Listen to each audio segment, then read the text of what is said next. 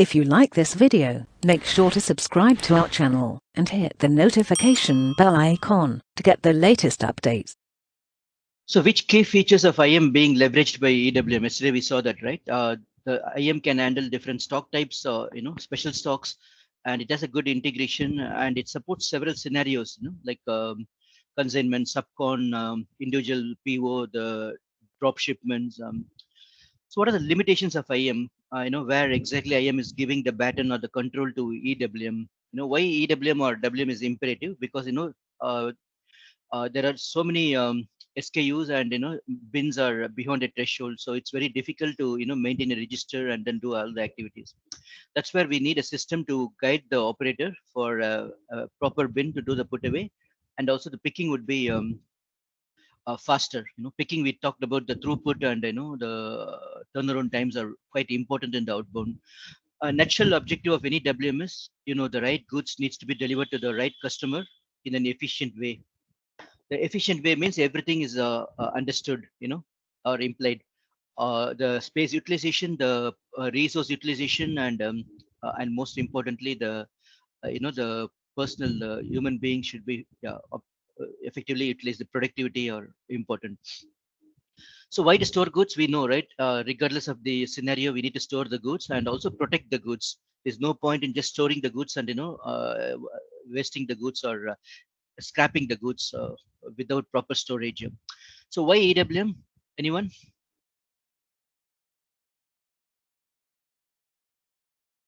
So what's so great about EWM compared to WM? Why WM is becoming obsolete now? We don't want the reason like it's getting obsolete. It's okay.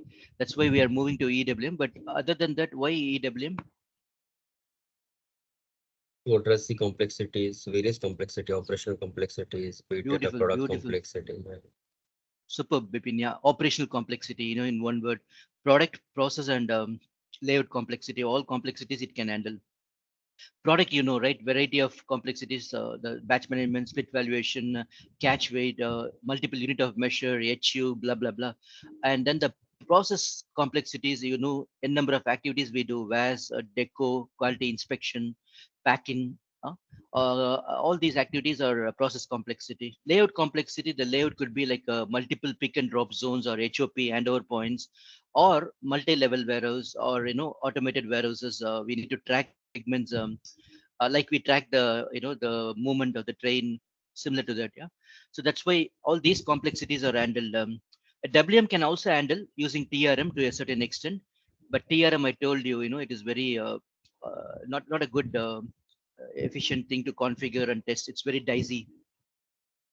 So what are the main functions of EWM that addresses high volume, high throughput, complex warehouses? When we talk about the high throughput, high intensity things, then the wave management and the WOCR and the shipping cockpit should come in your mind. These are the tools for us to tackle the high volume, high throughput, complex warehouses, for the outbound. Which industries are the best fit for EWM? Almost all industries, except for the natural resources company like the mining company or the pipeline materials. There's not good fit. History and evolution of EWM. It started in 2005, but yeah, since 1709 or 1909, a lot of features have been released. What are the sub areas or functional areas of EWM? Inbound, outbound, storage, and operations. So what S4 deployment options are available for cloud customers and on-prem customers? We have in-stack and the multi-stack or extra stack, whatever. But basically embedded and decentral. So what are the deployment options for classical customers? We have only one option now. Install it in the NetWeaver. No more people are doing it on a SCM server, or the bolt-on things are all not relevant. Why is the distribution model required? No, we didn't touch that one. Yesterday we didn't spend much time. Yeah.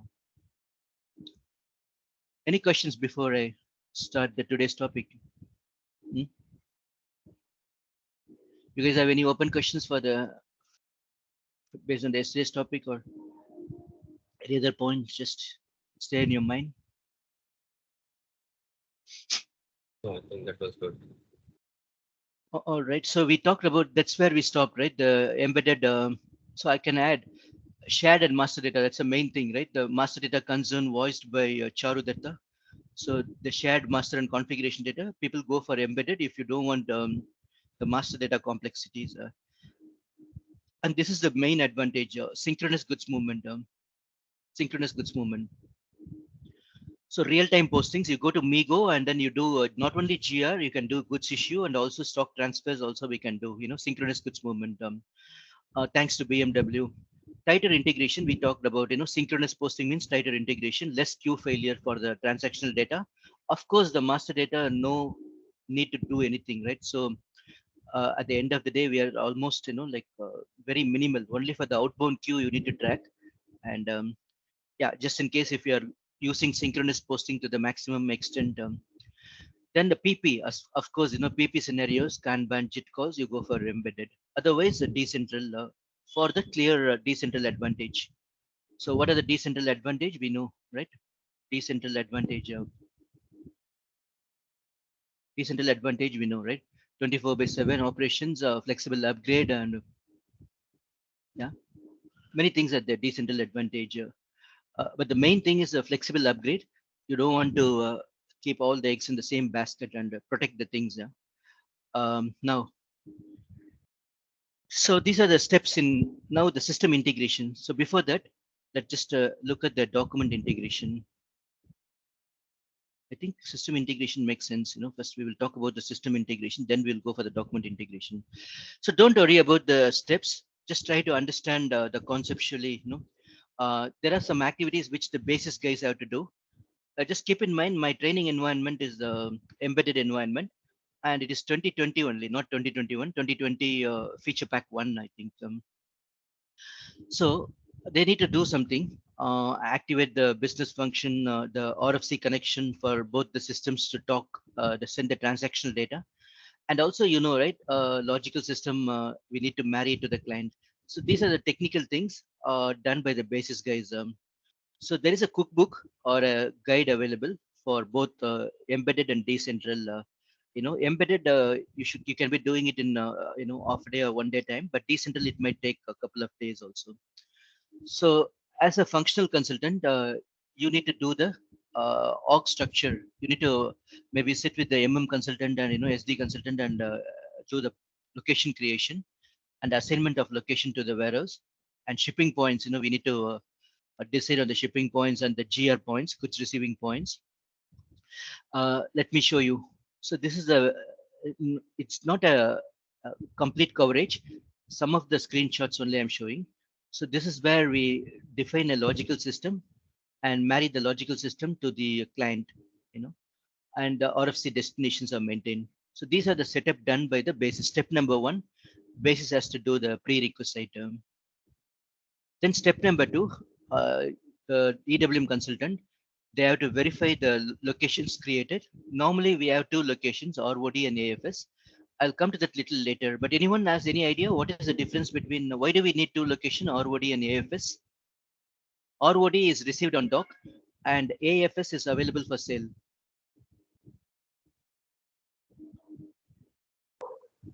To perform activities on the materials when they are received. Exactly. Beautiful, Chaitanya. Yeah. So we need to post the GR in order to perform some activities. We are not a magician to pull something, from a slave. So you have to post the GR, and the stocks shouldn't be available, because it's going through the mill, or it's going through any value-added activities or quality inspection or deconsolidation. Just because we have posted for a reason, it doesn't mean that we can commit to the customer. It might take good 2 days or 3 days also. So till the time, or after the put away only, we want the stocks to be made committed for the sales orders. So that's why we are playing with 2 location, ROD and AFS. ROD means received on dock, but still not available because it is going through some value-added activities. Is it mandatory? No. If you're a trading organization, then you're buying and then not adding any value. So immediately the stocks can be made available. And also, most of the time you envisage the back orders. There's no need for 2 locations. So SAP is just recommending this for certain scenarios. So there are 2 locations, ROD and AFS, and then these are married to the intermediate warehouse in ECC. So these are the settings we do in the core or ECC or ERP, all one and the same. It's a 3-digit warehouse number you create. The warehouse number is the same warehouse number what we do for ECCWM. But all that we are doing is just the warehouse number and the description, nothing else. No more further configuration required for the ECCWM. It is like some birds laying the eggs on others' nest, right? Similarly, we just leveraging on this warehouse code. That's it. And plant storage location marriage to the warehouse number, right? Plant storage location needs to be assigned to the warehouse number. And this is the place where we activate the EWM flag.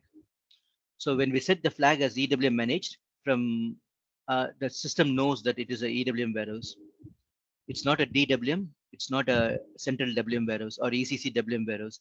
It is a EWM warehouse, and it's up to you whether you want to distribute the delivery immediately, or if you foresee any further data required, business data, or for example, doing the transportation planning for outbound.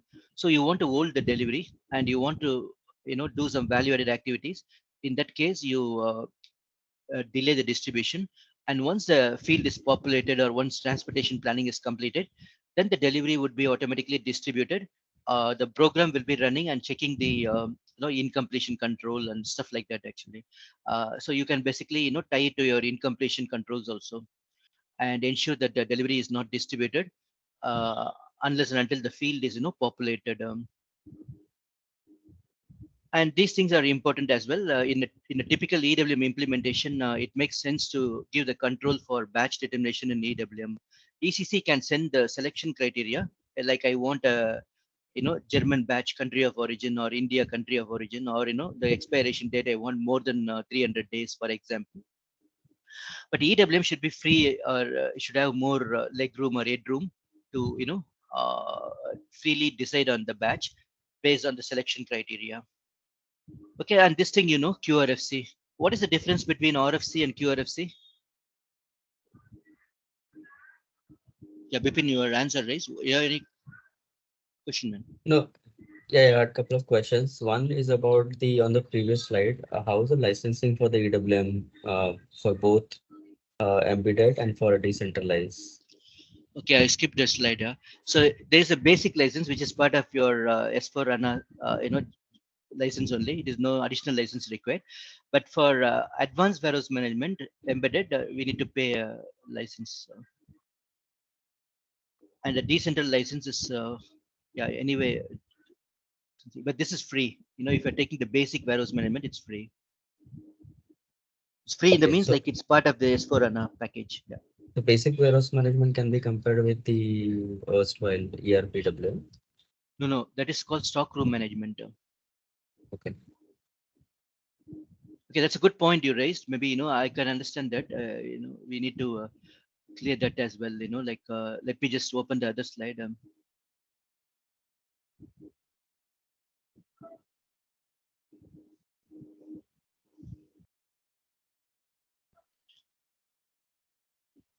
I mean, we can cover that later if it is link. I mean, no, there's a good dependencies there. Anyway, let me just one more time, if you want, we can talk about it. But see, the lean WM. What is lean WM, by the way? You have the fixed bin, nothing, no more functionality, fixed bin strategy only. Yeah, it's a fixed bin strategy, and there is no bin management. You have a couple of storage types, and then you're basically fixing the responsibility. That is lean WM. You print a TO at the end of the day. That is lean WM. So these guys are now cornered, right? Lean WM and WM is going to be obsolete. So either if it's a very simple setup like lean WM or simple WM, you don't want to trouble the SAP by raising message, then you go for stockroom management. Stockroom management is existing WM with the some of the tooth removed, which are the tooth removes, like the VAS is removed, the TRM removed, and all the cross-talking, all the things which are there in WM are removed. Only the core put-away strategy rules and the basic things only. This means you are not raising the ticket much. Then you can take the stockroom management. But if you see some bit of EWM required, because stockroom management is not fulfilling your requirement, then you go for basic embedded license. This is an embedded one, advanced or basic embedded. So you go for basic license. But all the other big customers or mid to complex warehouses, they might take the decentral S4HANA EWM, or they can take the advanced license of embedded. So these are the classical customers, who are not yet migrated to S4HANA. They will also be moving to S4HANA decentral, most likely. SAP considered this step, moving for these customers already in decentral, going back to embedded is a retrograde step or something. Now SAP realized, anyone can move anywhere. So they are providing the migration tools now for these people also. Initially, they were reluctant. They said, no, the migration tools, only for forward migration, meaning if you're a decentral, classical, you can move to decentral S for HANA only. But now they said, okay, you can move to embedded also, not a problem. Is this clear now? Okay. If I've got multiple, if the customer has got multiple warehouses and some of the warehouses are not that complex, can they Yeah, they remain can. outside EWM? Outside EWM, I'm saying. I'll not flag for those warehouses as EWM managed. They will be either standard WM managed. Is it possible? Yeah, the standard W means some of the warehouses could be stockroom managed, and the remaining warehouses are EWM managed. Possible. Okay. Yeah. Okay.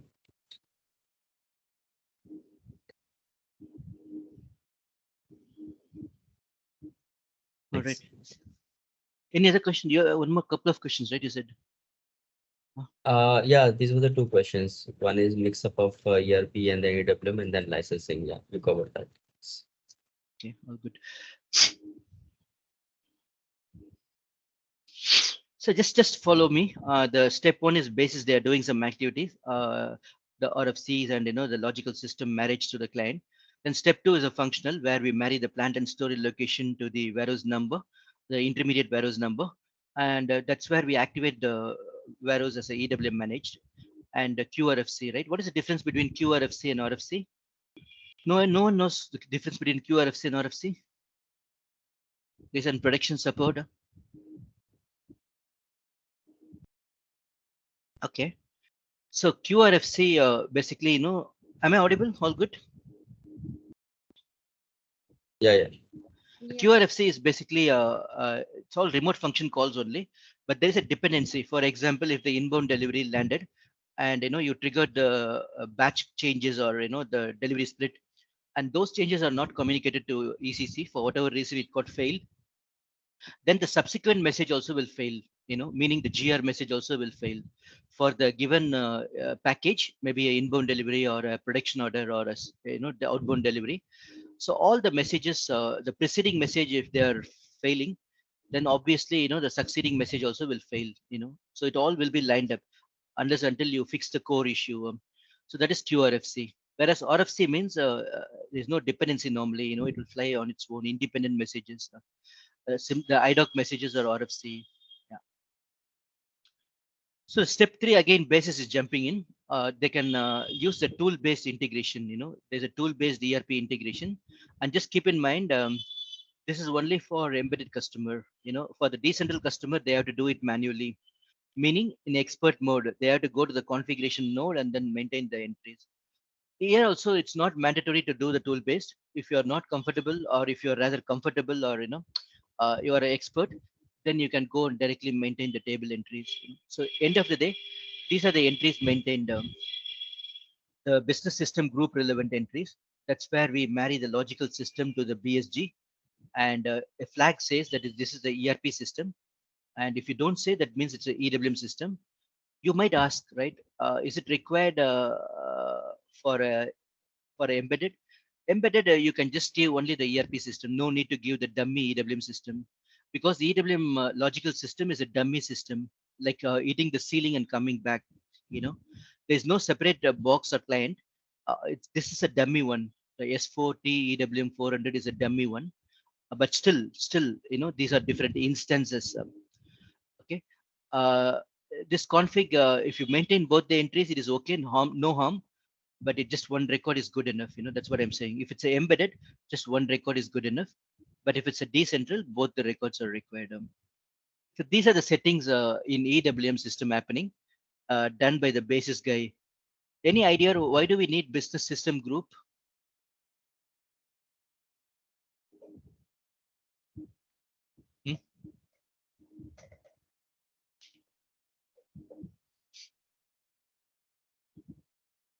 So the business system group is required in a complex landscape directory. They say SLD or something. I don't remember exactly. System landscape directory, I think.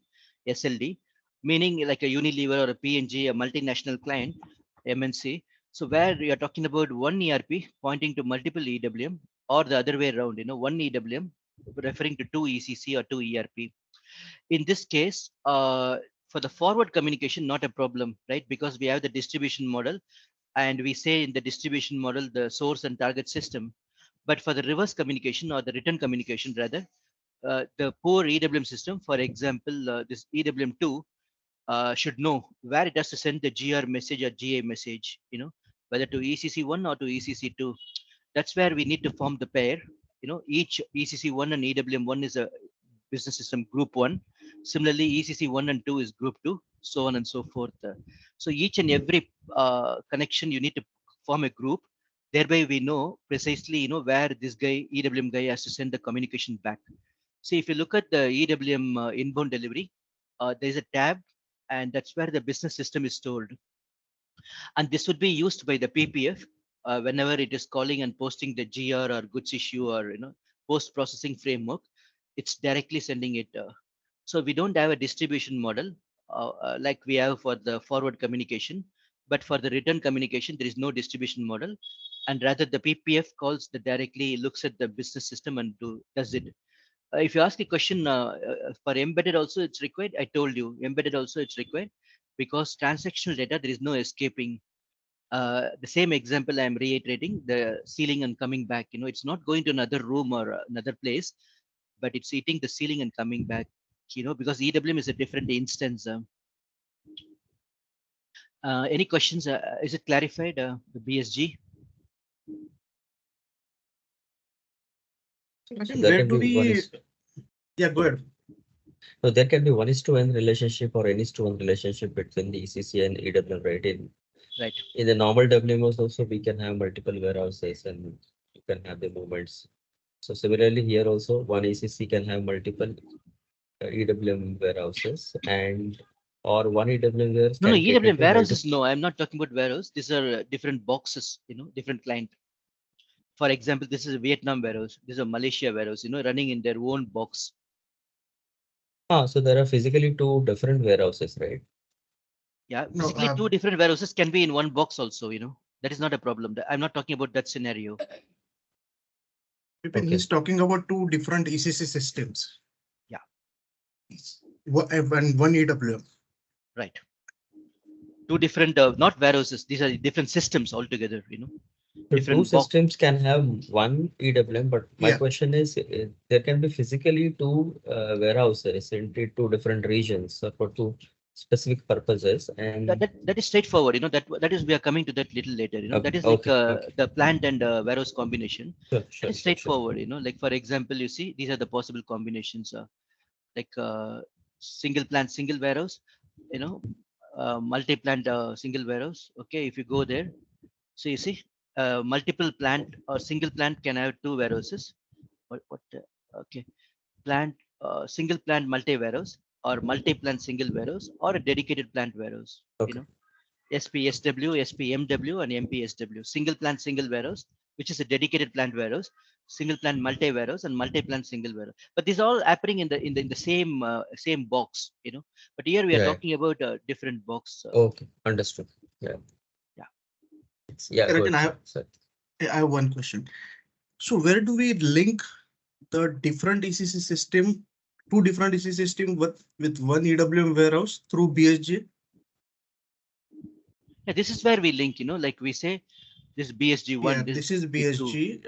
Then this, when it is X, it is ERP system. When it is blank, it is EWM system. Yeah, within a pair, we just need to say like a male, female, like you could say, imagine like ERP. This is the, yeah.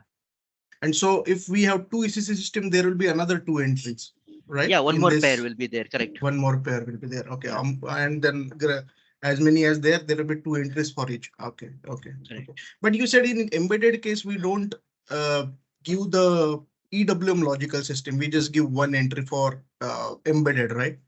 Yeah, because it's implied, it's known, with the dummy system is known, But still, if you Okay. maintain 2 records, as a customary sake, if you're regularly, if you're maintaining, there is no harm, it's just a discipline process. But if you don't maintain, that is a, actual thing. Even without maintaining the EWM also, it's not required to be maintained, simply put it, But Okay. if you So in maintain, that there is no harm. case, Yeah. in that case, we will, in case of embedded, we will only maintain the ECC system, logical system with X, X, right? Correct. As many as are there. Okay. Okay. Yeah. Thanks. In embedded, there is no question of multi-single things, that's ruled out. Only for decentral things, this will come into picture. For embedded, it's only one, right? It's like a one-on-one, Okay. Charu, So clear? in embedded, These things never arise actually. okay. Embedded, It will this never business system come group up. complexity, the Unilever PNG never arises. Embedded means everything running in one box, regardless of the country, zone, region, whatever may be, So all put in one box. okay. So there is no situation where we have two S4 box and running with the one EWM system. I mean, with one. Sorry. Yeah, it won't work. No, it's okay. Your mind is thinking. I could appreciate that. Yeah, man, you're really good. Actually. Yeah. No. Charu, I that's, got your point. You can call me Charu. It's too long name. So you can no, call me. I'm calling Charu only. Yeah, sometimes it's spelled Yeah. Charu. Thanks, Rajan, for clarifying that part.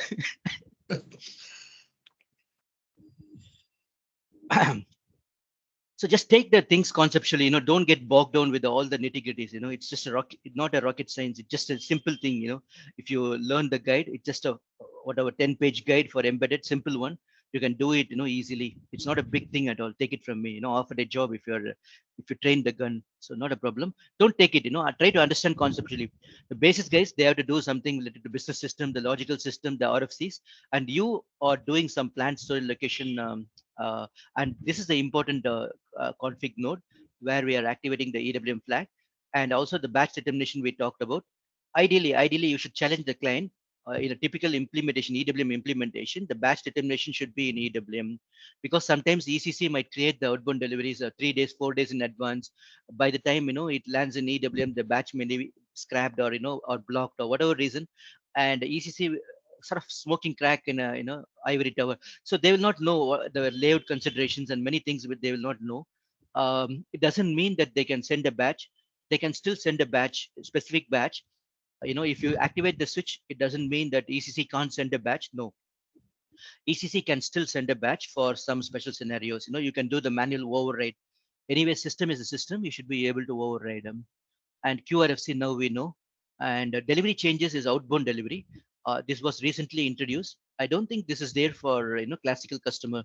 The poor guys, they are getting a stepmotherly treatment. So the delivery change is only for S4HANA, and this is for outbound delivery. Inbound delivery, anyway, the changes are there from the beginning, from 2005 onwards. But outbound delivery, the e-commerce industry were pushing for that. So the delivery changes are now available. Now means like almost 4-5 years now. Okay, now coming back to this one, we know about the grouping and other things now. We could appreciate the BSG. And now the second part, the tool-based wizard. Either you use the tool-based wizard or you directly go and create a 4-digit actual warehouse number in the EWM system, and you marry the intermediate warehouse to the all your interface settings are at the business system level or at the logical system level. Keep in mind, maybe an interview question, like if somebody asks the interface settings are at which level, either business system, mostly business system level, or at the logical system level. The business system is married to the logical system, and logical system is assigned to the client. So the intermediate warehouse is married to the main warehouse, and then here we say it's advanced EWM, not a basic EWM. And there is something called supply chain unit. At this point in time, I want to give conceptually, in EWM instance or EWM box. Whenever I say EWM, you may be wondering, what is EWM? Embedded means everything in one. No, it's still EWM instance, a separate animal. EWM is kept in a separate instance.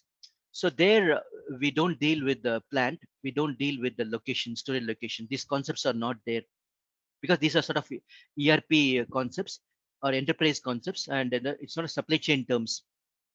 So instead of plant, we have the location in EWM, and and also the business partners, and the supply chain unit. The supply chain unit is the one which brings in the address, the latitude, the longitude, and some important attributes are maintained at the supply chain unit, which based on that the programming logic is written. Ultimately, the supply chain unit is assigned to the warehouse number. It's a one-to-one, one warehouse, one supply chain unit. If it's a multi-plant single warehouse, we have to be careful that the plant code address should be, if it's a differing address and if it's geographically located quite far, then it makes sense to have its own warehouse. But if it's in the near vicinity, maybe a 2-kilometer radius or 1 kilometer radius, still the two plants can point to one warehouse, not a problem. So just keep in mind the multi-plant single warehouse or single plant multi-warehouse.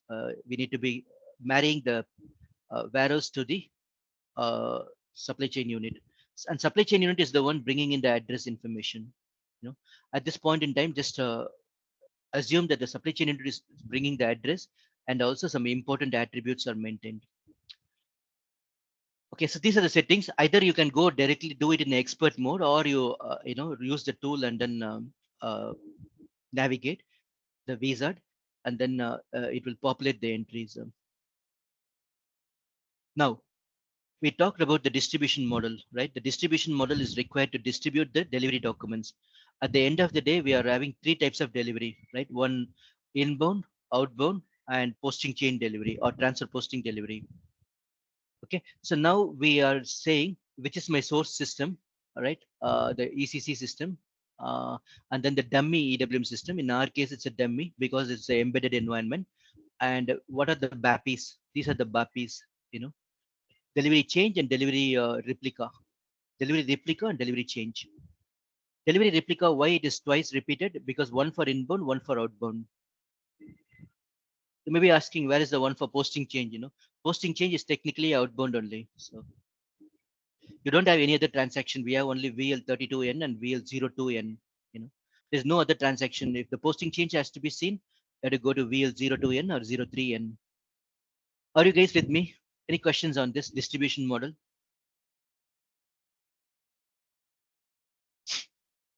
Let me take a step back. Again, the distribution model is used to distribute the deliveries and delivery changes.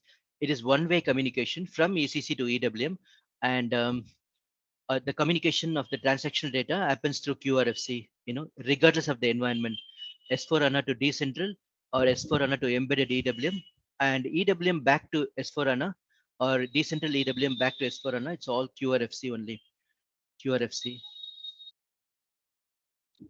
How this written communication happening? Thanks to the business system group. The decentral system knows where it has to send the communication back. It doesn't need a distribution model. The distribution model is one way. Is that clear, Crystal? Is there a physical linkage between the supply chain unit and the plant, or we have to manually maintain all those attributes for the location? Address location. Superb question, Bipin. So in the olden days means classical customer, like if you sift the plant, there is a provision to sift the plant. But in the IDOC and DRF, there is no provision to send the org units, basically plant and shipping points. But in the core interface, there is a provision to send the org units. If the plant and shipping points are sent, automatically it will create a supply chain unit, location, and BP. If you activate, then it can create all 3. Okay. But in your case, since you don't have the plant provision to sift, right? So we can have the BP. EWM basically, not really bothered about the location. It is more of APO baby, and EWM uses only for the route management. The route creation and other things, just in case if EWM route is there or supply chain route is there. Otherwise, we don't care about the location. We, in the sense, EWM doesn't care about the location. Only we are bothered about the BP and supply chain unit. BP is required for the address information, and supply chain unit, of course, it's mandatory. So in that case, what we can do, we can have one vendor or customer created, or all 3, vendor referring to the plant and to the customer also. All 3 married. Basically, the plant is married to the vendor, and plant is married to the customer as well. So you can send the BP for the vendor or the customer. and then you can have the same supply chain unit created when you send the BP, and then I don't know, a supply chain unit will not create, only the BP it will create. Then I think manually you have to create the supply chain unit and marry all the three together, saying that this is my plant and this is the same vendor and customer, all three together for internal scrapping or issue to cost center. You need one plant, right, for doing all the activities, and at the same time we need a customer or vendor. Uh, Depending on the scenario, inbound means you need a vendor, outbound means you need a customer. So there are ways actually, to smartly circumvent this and then marry the plant to the vendor BP. In MM, we maintain, right, the plant assignment to the vendor master, and similarly, and we can say, right, the vendor and customer are one and the same for return deliveries and other things. Yeah.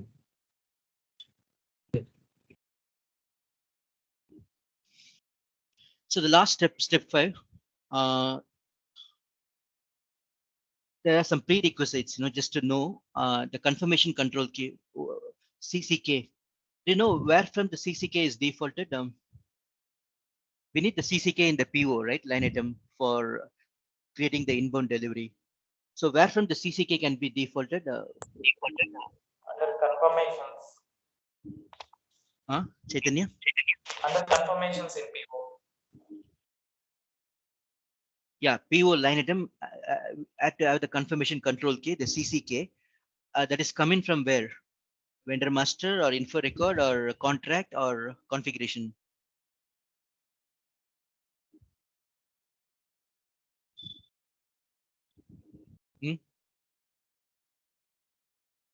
MM guys, who are the MM experts, man? Because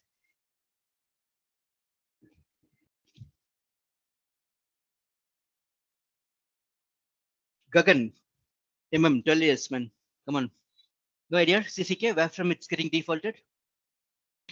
It's from outline agreement or vendor master, Rajan. Both the things. I mean, first it will check agreement. If not, then come from vendor master.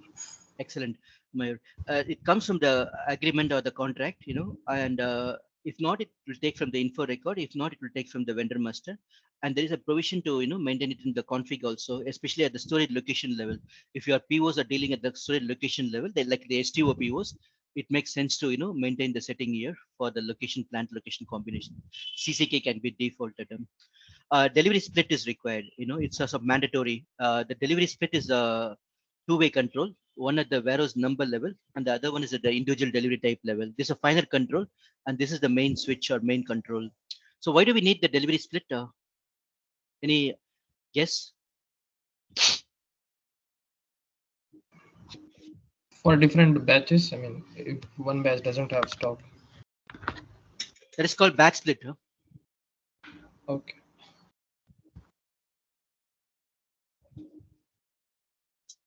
For wave picking? For wave picking. I'm guessing. I think with the delivery split, say we have 10 line items in the audio and we want to treat them with the two different outbound deliveries, then we can have two separate outbound deliveries by selecting the specific line items. Then that could be the delivery split. Superb. You are there, but the PO, the purchase order or the sales order can be a mixed bag, meaning the items can belong to different warehouses. But when it comes to delivery, you can't afford to have a mixed bag. It has to be all from the one warehouse only, meaning the delivery lines cannot belong to different warehouses, simply put it. But the sales order or the purchase order can be there. It's possible to have items belonging to different warehouses. So the delivery split will ensure that, the line items are grouped as per warehouse number. There's no mixing, there's no mixed bag scenario in the delivery, thanks to the delivery split term. Understood? The PO tolerance check, normally, just a switch at the global level. In the ECC, all these are ECC instance, just keep a tab on this one. Better to give the control to EWM system, especially when there are multiple shipments. For example, the PO is 1000 quantity and the vendor is sending 200 in the first shipment, 300 in the next shipment, and 300 more in the third shipment. So 800 done. The last shipment is sending, let's say 250. Then the over delivery tolerance is checked in the EWM. It can block the delivery, and whoever has the authorization, they can go and approve it, or they can reject it after talking to the purchasing department or the buyer. But if the switch is not active, then there won't be any surprise for them. It's business as usual. They will be oblivious, in the sense EWM receiving will not know, and potentially there would be a queue failure, and it's too late in the game, and we might have received excess quantity, and the queue is lingering for a longer time, and then the buyer is yeah, at the mercy of the vendor. So now some of the settings are looks to be overlapping with the ERP, right? Because in IM also we have this tolerance check, or this delivery split is also outside EWM. So in that case, these are done in ECC only. These are ECC. Okay, ECC only. Okay, understood. Okay, so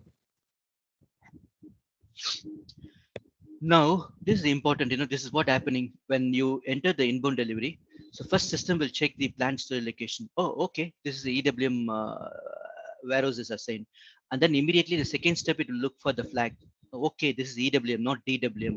Okay, the third step, it will look for the distribution model. If it's a EWM managed, I got to distribute the delivery, so it will look at the distribution model.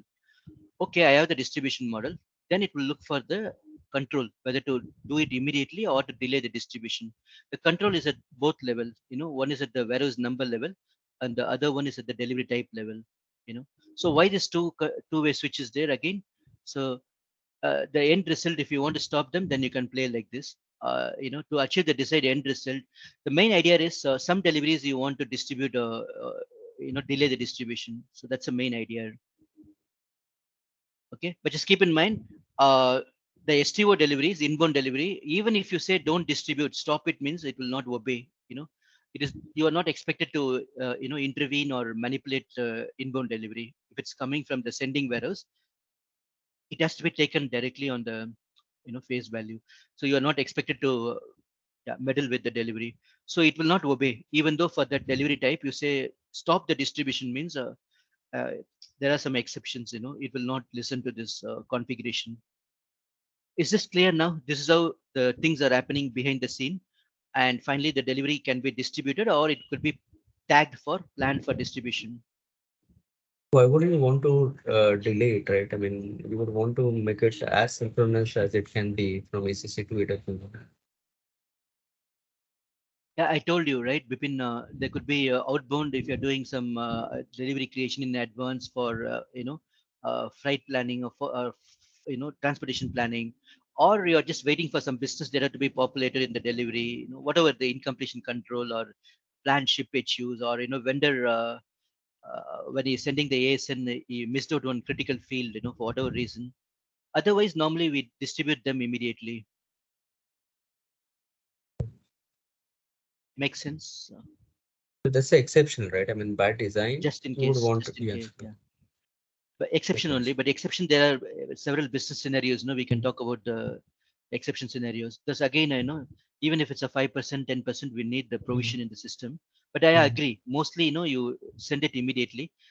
But sometimes, the deliveries, mostly for transportation and, planning, you hold the delivery in ECC. You don't want to send them because, picking is not a big deal. It's just a half a day or 3 hours affair, When you're clearing delivery 5 days in advance, we don't want to overwhelm the monitor, Staging right, it, yeah. with so many deliveries, and the guys will get confused, and they might plan the deliveries for next week, and then today's delivery they will miss out. They'll say, I planned for next week, and forget it. Today's delivery is missed out, and there is a bad supervisor anyways, but still we send him the like a horse, right? We just give him the relevant thing only. 3 days workload only. Don't want to send too many, just in case if you're the delivery due list is spitting out the deliveries in advance. Any other points, Bipin? Okay. Convinced? Yeah. So here we got to do exercise 1, 2, 3. but one you can skip. I don't think you'll have any provision, but don't do it now. I'm going to do the allocation today at the end of the day today only. The server allocation and the user and the warehouse allocation. So don't worry. Don't get panic. You can do it leisurely. So now what I'm going to do, I'm going to show the things. But before that, where is the vanilla flow? Okay, the vanilla flow we have crossed, right? So yeah, this is a vanilla flow. So for the starters, let me show you. This is a document flow. So far we saw the system integration. Let me carry the momentum and complete the system integration and come back to the document integration. So this is where we say there's a flag, EWM is decentral. If the flag is not set, that means it's embedded. This is the main switch for saying embedded or decentral. And this is a SAP guide, which is updated quite frequently. Not quite frequently. Oh my God, what's happening? Yeah. So you can just go through them. This is 2020 only, February 21, but still. So here it clearly says the differences, three swim lanes are there, embedded, decentral, and 9.5, the classical one. So from the feature standpoint, it clearly says which is not supported. And SAP claims that at some point the parity will be there. But anyway, the 9.5 would be, there could be some disparity. Yeah. Are you guys following this guide? You can see, I mean, it's not a big, huge document. It's just a 15-page document only. Yeah, you can just see, and it gets updated frequently. Yeah? In the simplification item from last three releases like 2020, 21, and 22, did you see a good amount of change in the EWM, be it embedded or but did you see Mostly the production things are dynamically. A lot of changes are there for production and production integration. I would say MES? MES integration, the DMC, MES integration, just in time, just in sequence, the distribution equipment. Those are the major ones. But other than that, also there are the remote logistics, the plant maintenance. That is one more area, shaping up actually. The remote logistics management and the ASR, the transportation management. These are the three, tentacles of what is it called? The creature which has a lot of tentacles. Anyway. Octopus. Octopus, yeah, octopus. Business system groups. Yeah, a lot of equipments, like a lot of equipments that we used to do in the ERP. I think that was work control and work warehouse control integration something. I mean, this ASRS integration, the physical to the logical integration, is that now done in the task and resource management? Which one? ASRS, let's say ASRS system, right? To integrated ASRS system. ASRS system we can integrate with your SAP EWM MFS, the material flow systems. SAP MFS is a native technology. There's a complete set of configuration available, and even the tracking can happen in the monitor, within the monitor. So if you are working in an automated warehouse system integration, like a crane system or conveyor system, then you have to be an expert in MFS area. And also, you should be an expert in LOSC controls, layout oriented storage control and exceptions. And those are the skill sets required. The SAP MFS is much better. The TRM, nobody is going to use it. TRM, we need to develop all the interface. But MFS is readily available. The Telegram communication, the messages going back and forth are readily available. And nowadays, we don't need the middleware also. The ABAP push channel takes care. There's no need for any TCP IP adapter, or, there's no need for any middleware. One of our customers did activated voice picking, but then they had used some third party to convert transfer orders contained to the voice picking instructions. I think that will remain same, or does SAP has any solution on the specifically on the voice picking or voice picking? They have a template in the mobile device. There's a portrait format, like a landscape format. They have a template for voice picking. So it would be an interactive command. It would say, hey, go to aisle number 01. You say, yes, sir, I've gone to aisle 1. Go to level 3. Yeah, I've gone to level 3. It says, go to bin, blah, blah, blah. Then you say, bin, I have gone to bin, blah, blah, blah. That's it. So you are at the bin, that means. Then you can scan the QR code and the task is confirmed. Yeah, so basically this transfer order contained messaging to the voice instruction that's done by the third-party software. Is that the same? I mean, that time we had to use I some think the ITS templates are, like template. the voice enabled ones actually. Their templates are, yeah, they can recognize the speech, and I don't know whether the voice vocalect is required or not. There's a vocalect systems are there, so that will be required or not, because I've never done any voice picking based implementations. But there's a vocalect, VO collect.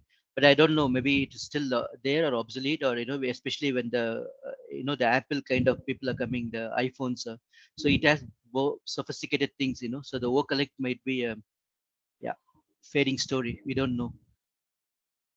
Yeah, but just keep in mind there's a template for Yeah, voice picking. Yeah, I can show that. Maybe I could make a note of it. So what are the things you are asking? Bipin is making the training more interesting. So the voice picking, and yesterday somebody asked for GTS integration, right? That's basically a manual you want to be shared. And the other thing, what you said, the cutover plan. yeah. Hmm? All right. Okay, so this you could appreciate, right? Delivery split means not to be confused with the late outbound delivery split. This is an early split happening in ECC. The late split means you're supposed to load 10 pallets, but whatever reason, right, you could load only 8 pallets. The remaining 2 you have to cut off and then take it tomorrow or ship it tomorrow. That is late outbound delivery split, and this is a early split. Okay. So this you could appreciate now when the inbound delivery is created. These are the things happening in the background. First, system will look for the plant storage location assigned to the warehouse number, and it will check if the warehouse number is EWM or DWM managed, and then it will look for the distribution model. The BAPIs are enabled for your warehouse number, and the fourth one is it check whether to send it immediately or to delay it. If it's delayed, then you need to schedule the background job VL060 or VL06I, whatever, and it will look for the the routine or the copying routine or whatever it maintained for the distribution. Like we can maintain the routines for picking and packing. Similarly, we can maintain a routine for subroutine for distribution with the incompletion control, just in case. Um, so the communication, what's happening between the two systems, right? The forward communication is straightforward, not a problem, right? Only the delivery replica and delivery changes are being sent. And also the production order is sent in the form of PMR. So the forward communication is a simple world, not a problem. At the end of the day, delivery replica or delivery distribution and delivery changes are being sent. But what about the return communication? Return communication, there are several things happening. The main thing, goods receipt and goods issue postings happening, the confirmation of goods movement, and also, delivery split, batch split, quantity changes. Just keep in mind for inbound, EWM is the master, and for outbound, EWM is the slave. So because there could be deviation to the ASN quantity, the vendor sending the ASN, but actually speaking, there could be some differences. So the delivery quantity changes inevitable, and the delivery split and batch split also. In the case of inbound, it's a rejection, a straightaway rejection. But in the case of outbound, it's a pick denial. You have to search the warehouse when you release the wave, or when you're doing the picking confirmation. You can configure the system in such a way to send the pick denial and close the delivery. So the terms are different, rejection and pick denial. You can't delete the inbound delivery or you can't reject the outbound delivery. But the inbound delivery can be rejected, meaning if the vendor is sending a wrong shipment, that is meant for some other customer landed in your place, or the complete truck is leaking and some nail projections or whatever, cockroaches or whatever maybe, you can reject a truck. It's a rejection. And then these are non-delivery interface, meaning without delivery, you can do direct outbound delivery creation. Like customer is coming to your place and doing the pickup. in this case, the delivery is first created in EWM, outbound delivery, and then replicated back to ECC. So that's why you see the replica can happen both ways.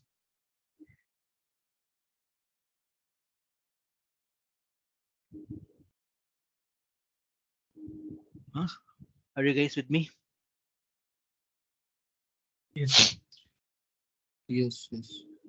And keep in mind, the EWM can go one step further, provided the MM or SD configuration is maintained.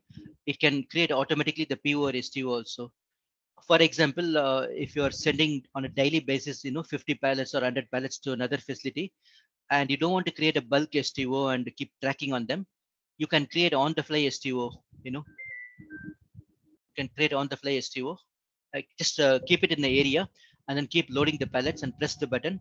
System will automatically create the STO and delivery, and then the inbound delivery also, the outbound delivery and inbound delivery all in one shot. In the same LUW or whatever. The back to back it happens all. The PO creation also it can do. Just in case the vendor is doing unplanned receipts, unplanned shipments, and you are receiving them, and you just need a PO for invoice verification purpose. In that case, if the auto PO configuration is enabled, then EWM can trigger the PO creation as well. So the written communication, you got an idea. At least you should know the quantity changes, split, delivery split and batch split, not to be confused, and the GR and GI postings and reversals, rejection and pick denial, rejection for inbound and pick denial for outbound, and then this one, direct outbound delivery creation, wherein the delivery first creation happens in EWM and then rather replicated back. Any questions on this slide? I pause here, sip some water. If you guys have any questions, feel free to shoot. Rajan, in case of go ahead. Sorry, go ahead. Yes. Rajan, in case of pick denial, at what stage we can do this? I mean, after picking or if it is not started at all? Good point, Charu. Interesting question. So the pick denial can be triggered when the delivery landed in EWM and when you're running the wave simulation or wave, not simulation, wave release. When you're running the wave release, you can send the pick denial. And during task confirmation also, Okay. Both So the times we can send the pick denial. I mean, okay, but after picking is confirmed, we have to cancel the picking first and then we can do the pick denial. No, you're going to the bin. You're supposed to pick 10 quantity, right? In the bin, you spotted only 4. Right. Either you can send a full pick denial. You don't want to send partial because the customer anyway is not going to take partial. You can send a full pick denial, or you can say I'm done with only 4. The remaining 6 is going to be coming next month only, because you are super clear that is the only SKU and that is there in the forward picking area only, or in the main zone, main story type only. But if you have the stocks in the adjacent bin, or it can be replenished, then the exception code is smart enough to attempt for exceptions. Okay. And for any, I mean, this could be one situation where we are having shortage, but in case of we completed the picking, but for some reason we want to, we don't want to proceed with that, so we have to first cancel the picking and then do the pick denial, or how do we do that? In that case, we have to do the cancel picking and then do the pick denial. Pick denial is basically a method in the monitor. Anytime you can select the delivery and then do the pick denial, but the pick denial can be automatically invoked if you are configured during the wave release and also during the pick task confirmation based on the exception code. Okay. Thanks, Rajesh, for clarifying that. Are these interactions irrespective of the DWM or the embedded? These interactions are regardless of your embedded or EWM. Decentral. Yeah. Okay. I mean, although we call it as embedded, we still actually it's a different instance, it's a different cage. Yeah, the line is in a different cage actually. Yeah, that's right.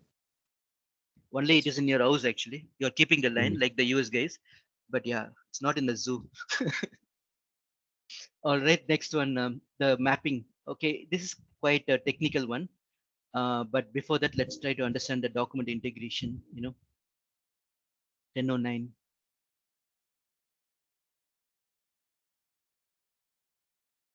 So system integration clear? Anyone wants to summarize? Any volunteer? What are the signals you picked in the system integration?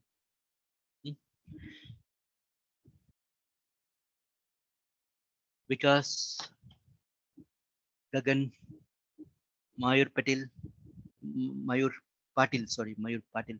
Patil is this Mumbai guys, right? Patel, Patil. Yeah. Rashi, Sandeep, anyone wants to summarize whatever you picked up the signals, in the as part of the system integration? Real quick. Don't hesitate, just feel free to.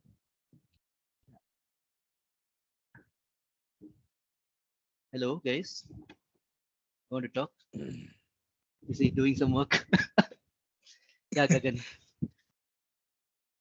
Go ahead, Gagan. Integration with different other system integrated with the EWM or SAPs, like we use that RFIDs to pick the goods and other things. Those integration are there. So you're asking question. So no, are you? I'm telling you what we understand about the system integration. Okay. RFID. You said RFID, right? RF device. We use RF device to just pick the material and Right. Yeah. Right. That is to anyway, scan the 90. barcode, barcode and other. So Right. those integration are there. That is a different one, right? That's the Yeah. ITS one, like 90% Yeah. of the job in the warehouse is done in the mobile device only, the Zebra or the Honeywell device. That is a different thing. I'm talking about this ECC to EWM instance, how the systems are integrated, that whatever we gone through this last 40 minutes or so, if you can just summarize whatever you understood, that's what I'm asking. Yeah, I never touched the RF integration with Yeah. ITS and web GUI, the mobile GUI or whatever, a different thing. Okay, go ahead, So Charu. inbound process and outbound process are there. Yeah, inbound Those process, are outbound more. process are there, correct? Yeah. So those are integrated more when we use EWM. So Mm. we need more on that inbound process and outbound process. Inbound delivery is there, then outbound delivery is there. There, That very I high understand. level, Gagan, yeah. Maybe you're at the 35,000 feet level. Yeah. Okay, let's give an attempt to Charu. Okay, I could notice 3 to 4 mapping. First is a logical system mapping through BSG. Wow. That is one. Second is we are mapping the 3-digit classical warehouse number with the 4-digit EWM warehouse number. Right. Third is we are saying that this is a EWM warehouse. Right. In one of the config, and then we are saying it has to be distributed immediately or through periodically. Right. That is third thing. Fourth thing, I was having in mind. Okay, fourth thing is there where we are doing that supply chain unit. Right. Fifth thing, what I remember is where we are saying that mapping the EWM warehouse number with the EWM relevant plant and storage location via availability group. That is one. And sixth one is the distribution model. Yeah, this point I could remember. Great, man. Excellent.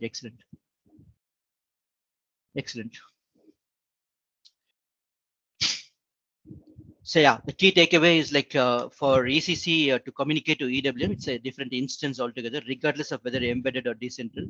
We need to send the the inbound, outbound, posting chain deliveries. In order to send the deliveries, we need a distribution model, and that is required only for the forward communication, not only to send the delivery, but also the changes, the delivery change, subsequent changes are there.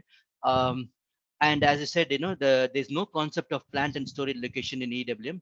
In lieu of that, we play with the supply chain unit, and the storage location is mapped as stock type in EWM. And we talked about some prerequisite like delivery split and the pivot tolerance controls, and most importantly, the BSG we talked about, especially in a complex landscape directory. It makes more sense to know the partners, like a Kumbh Mela. We don't want to get lost in a Kumbh Mela. Yeah, done. The olden days, people get lost, but nowadays, the mobile Rajan, phone. can you tell us more on BSG? Why what exactly BSG, does? immediately Unilever and the PNG should come, Procter and Gamble, Unilever, or the Intel. These things should come in your mind.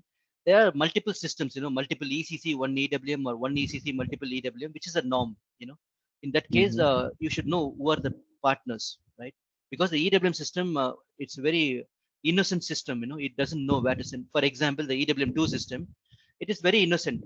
Especially the material codes are not harmonized, assuming the same material codes are being sent from ECC 1 and 2. Hey, I don't know, to where I have to send this data.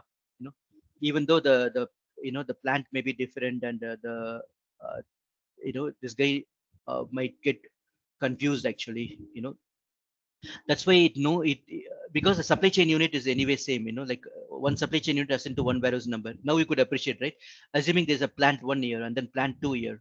It so happened that we are using the same material code, material X here, not harmonized. Okay, and then it's sending the data, and we are sent a GR now. Multi-plant single warehouse, multi-plant single warehouse. Okay.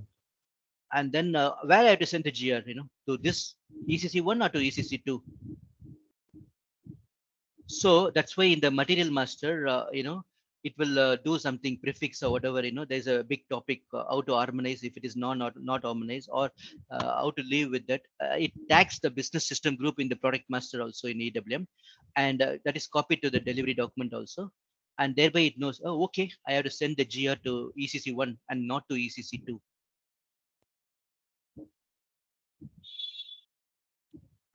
Got it? Yeah. More explanation will be provided by your basis consultant. They are the expert in BSG, SLD, and SLED, or whatever. Not SLED, SLD. Sorry. What's the difference between SLED and BBD? Any idea? It's shelf life expiration date and best before date. There are free will discussions only. Daily we are doing 3 hours, spending time with it. No idea. What is the difference between BBD and SLED? Vipin? The purpose are same, but I think SLED is a more of a hard control. If the remaining shelf life has crossed, probably you cannot do any movements. But Correct. BBD is more of a guideline, and that can Soft be used as control. a batch characteristic. Yeah, batch Correct. characteristics. Yeah, BBD means the bread is best before 27th May, but still you can consume after 27th May also. But as the pharma industry, the expiration date is quite important. If you consume anyway, if you consume medicine, you'll die. But if you consume the medicine after the expiry, you'll surely die sooner. But does it have any significance in ERP, EWM or ERP? Yeah, I in didn't EWM, say. there is a radio button, in the product master. I don't know from where it's getting defaulted.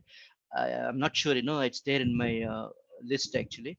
But somewhere, some control is there in ECC. And based on the industry, for example, if it's a pharma industry, then the expiration date makes sense.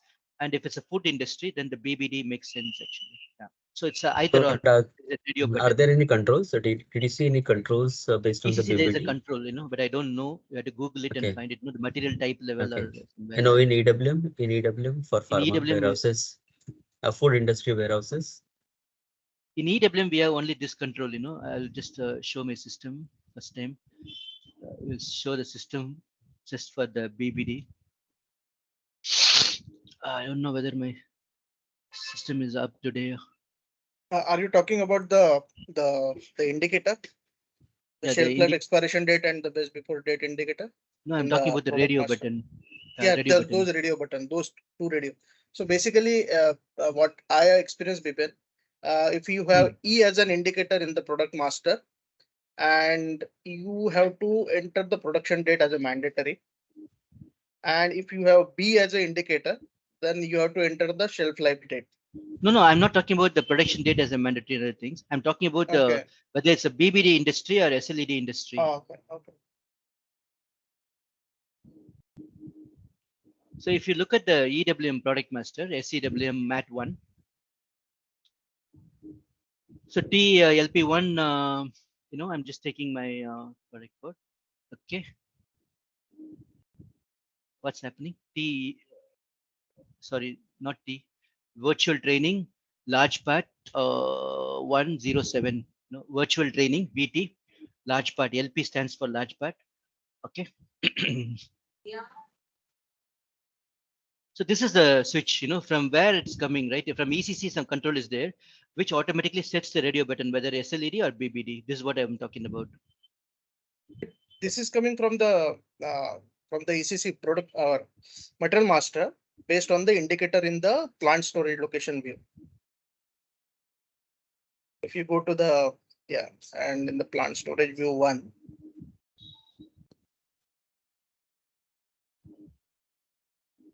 it's a global level.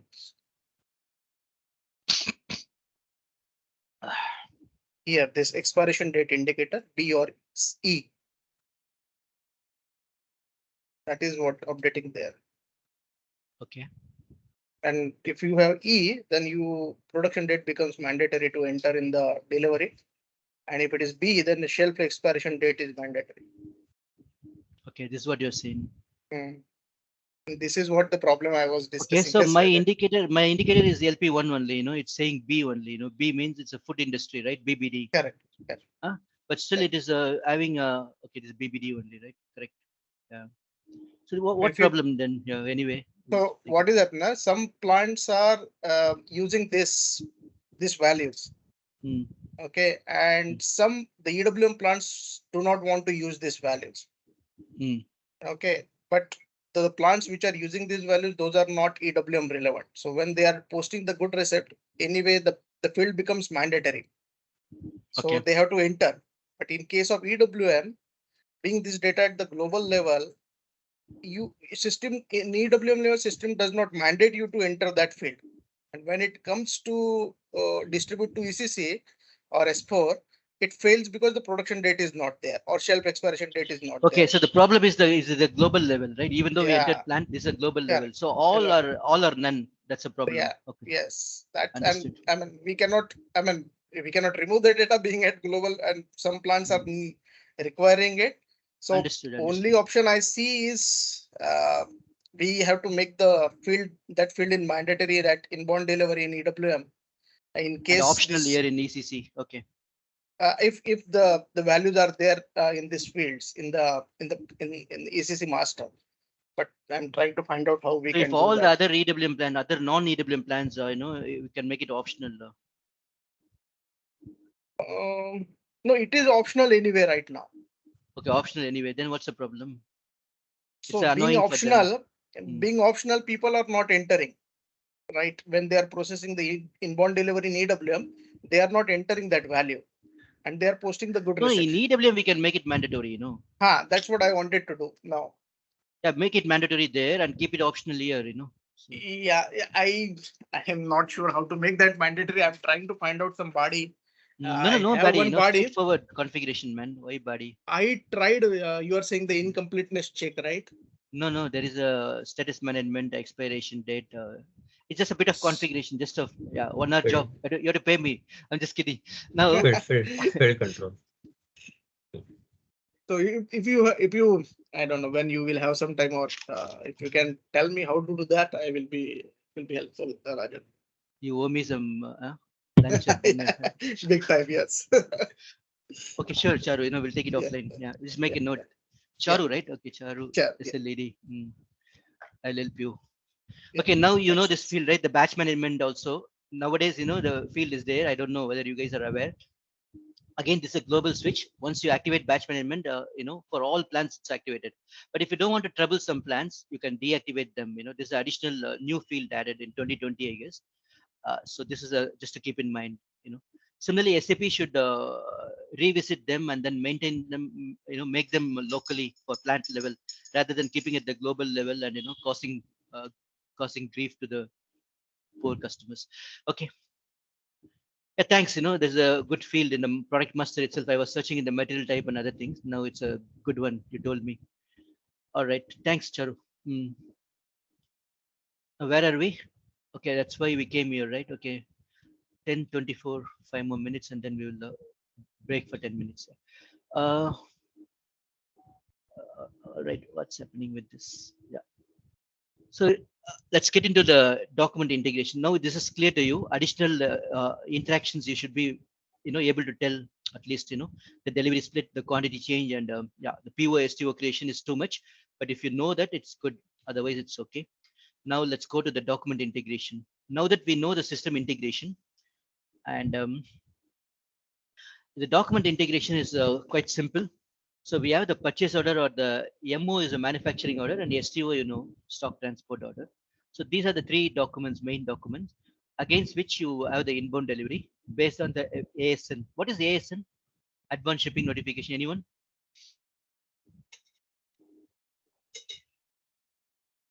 Or rather, I'm directing it to the guys. Yeah, hi Rajan. Yeah, it's like a confirmation document that gets sent whenever we create an inbound or outbound to the system. Right. Confirmation document. What confirmation is doing the vendor? So suppose we are transferring from regular system to decentralized system, then whenever we create inbound delivery, suppose inbound delivery got created in their system, then we'll receive a confirmation IDOC that will do the GR in our system. Your confirmation sounds like acknowledgement to me. The vendor is acknowledging only. Yeah. So what is the difference between acknowledgement and the ASN then?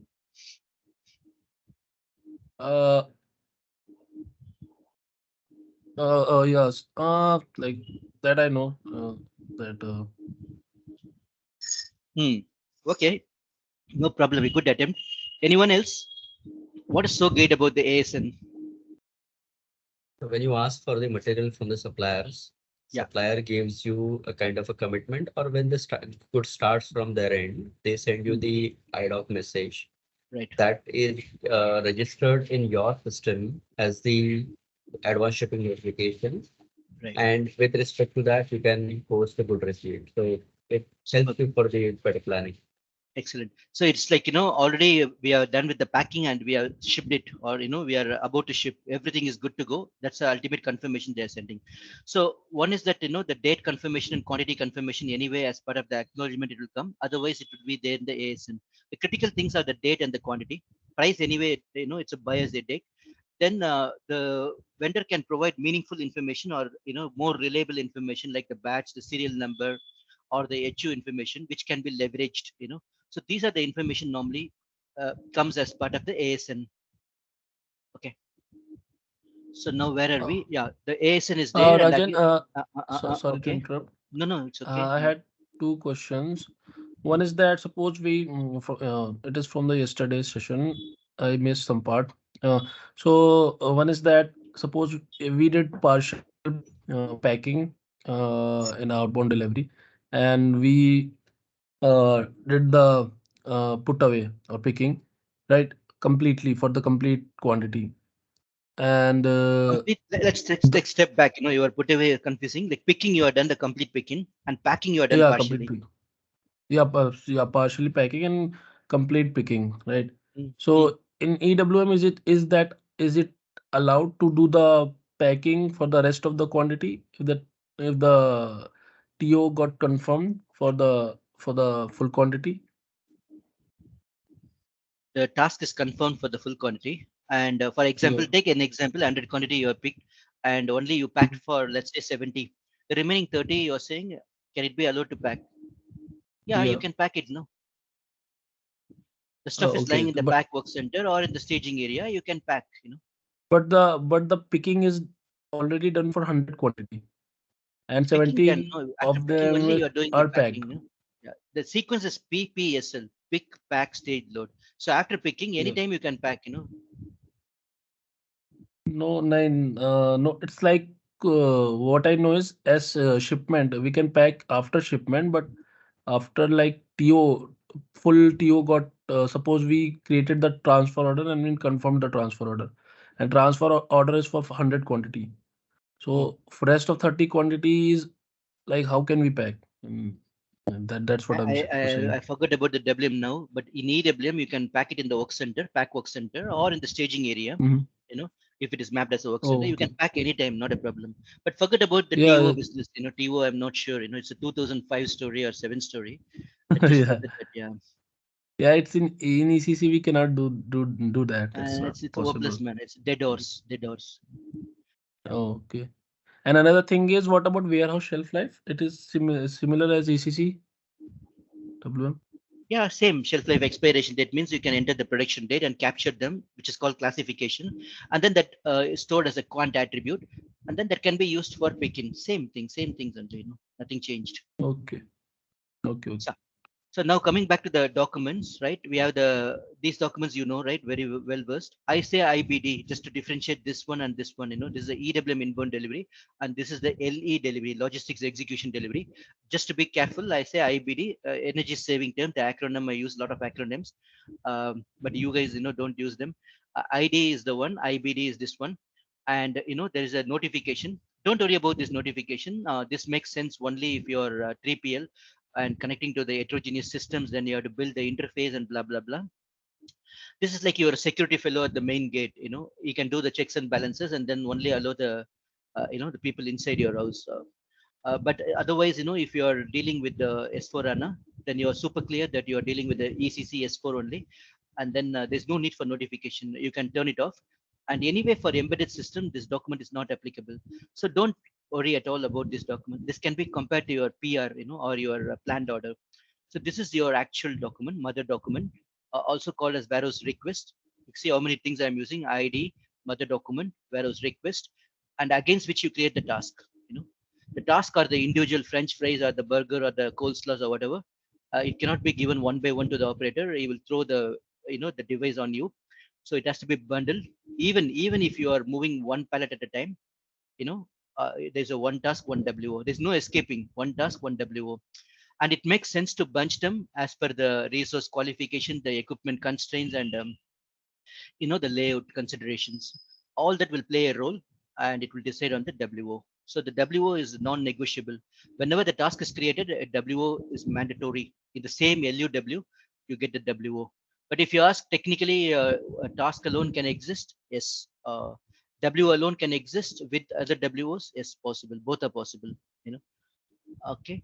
Now the GR we talked about, the GR can be triggered before task creation or after last pallet put away confirmation, or there could be two other modes of GR, which is called collective mode or full GR mode. In fact, there are 4 different options of GR. Yeah, I'll just quickly touch on the screen for the 4 different GR and let you go, and then we'll. No, I'll just show the place. So you see the flip side, right? Here, if you are sending GR for every HU confirmation, assuming there is single delivery line having 100 pallets, and the receiving operator is scanning every pallet and posting the GR. 100 GRs posted for one single line. Imagine the invoice verification clerk. They'll say what kind of stupid system they have implemented. So if the FI team is not involved in the implementation, so it is nightmare for them to scroll and check the things and post the invoice. So that's what happened, in Walmart when we did this. Then we switched back to the. There is a problem with this also. Even though you placed 95 pallets, the 5 pallets are problematic. There is a bottleneck happening. The 5 pallets are causing problem. The remaining 95 are not available for sales commitment. This is the extreme case. 2 ends of the spectrum.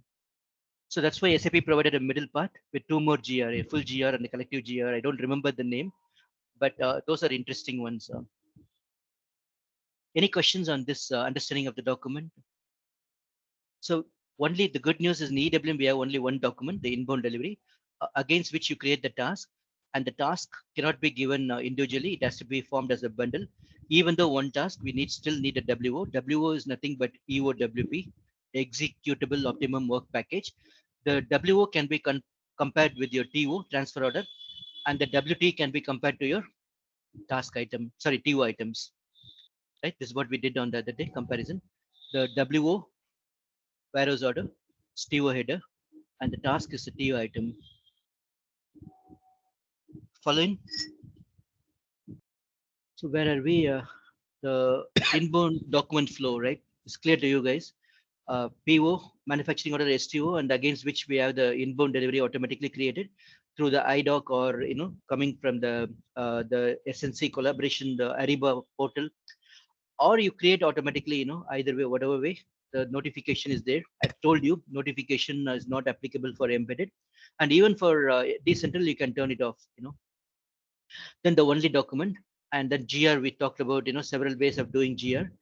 Tell me in ECC if you want to post the GR per line item of the inbound delivery, assuming there are 3 line items in the inbound delivery, how can I post GR for every line item? Hello? I think we can do that Yeah, with we VL31, and we can always do that. VL31N is a header level, right? I don't think there's any item level business there, if I'm not mistaken. I may be wrong also. Who is it? Charu. Through Migo, we can do it by selecting Migo we the can do inbound it, but delivery. Migo normally we don't do it, right? When you're dealing with the inbound delivery, you rarely go to Migo. Yeah, we can do VL32 and then push for the good issue That's on a header inbound level. delivery. My question is, Yeah, header 3 level. items are there. You want to do it one at a time. I think we'll go to the VL32N and then delete the other 2 line items and just post for the 1 line item. Only Then Charu again- can think like that, man. You're from which place, Charu? I'm in Pune from last 20 years, but I am from Nagpur. My native is Nagpur. Nagpur. Okay, Nagpur guys. Okay. The infrastructure guys. Okay. That's not a straightforward one, right, Charu? It's okay. Yeah, I that's agree, not a straightforward. You're smart. Yeah. You're smart. Because we don't have the item level selection at VL32N. So Looks like you guys are quite busy, occupied in TCS. In one way, this is better, right? The job what I am doing. Yeah, 1 second. I'm just going there. Am I still sharing the screen or? Okay, so you go to VL06I, inbound monitor, right? For goods receipt, sorry. There, I'm not sure whether any deliveries will come. Let me just openly select, nothing coming. So I've not done any recent trainings in my system. Go all the way to 22. Let's get some delivery. Doesn't matter. So, and then here the item view, you can post the item level GR here. Item number 10, we can post GR, 20, we can post GR. So this is the place I know, if you want to post the item level. And if you want to post HU level, for example, one item number 10, having 5 handling units, and you are verifying them one by one. Maybe you want a 5 handling units to be posted individually GR. Which transaction? Okay, then in that case, the mother of all transaction, VL60, there you can do many things, even yeah, the one which we can't imagine also, we can do it here, VL60. But in EWM, okay, there's a transaction called GR, and with that we can do many things, meaning at the HU level we can post the GR. So that's the ultimate flexibility. And also keep in mind there are 4 different options of posting GR. So this gives ultimate flexibility. Even if you missed all these options, and put away time also, you can change the quantity, and there's something called implicit GR and explicit GR. Implicit GR means you don't GR first, meaning it's a simple warehouse, and the moment you unload the goods, you directly do the put away. The put away confirmation will trigger the GR. That is called implicit GR. Explicit GR means we are having a dedicated team, receiving team. They are verifying the items, they are validating, checking, and then they are posting the GR. That is explicit GR, meaning the GR happens before the put away task creation. It could be the immediate GR, or it could be the full GR or the collective GRs, but it happens before the task creation. Simple. Once the pallets are good to go, meaning GR posted, then the operator scans the pallet and does the put away. Maybe the put away task can be created on the fly. So from here on, we're going to talk about the task only. Task is equivalent to your transfer order. Even if you say transfer order, it's okay. But I would understand that as a task. WT, WO. WT, WO. So now coming back to this document creation, right? Let's complete the outbound also and then carry the momentum.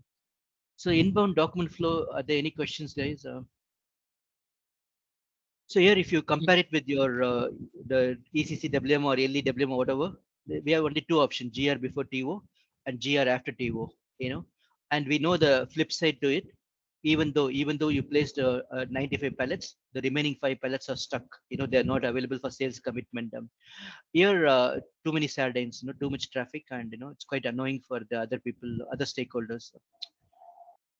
The setting is at the item category level, whether we say GR before TO or GR after TO is at the item category level. So for EWM, we can start only EWM, right? I mean, the flow that you showed is triggered through ECC or S4 source system, but can you directly start in EWM also, like WM before I'm kind of?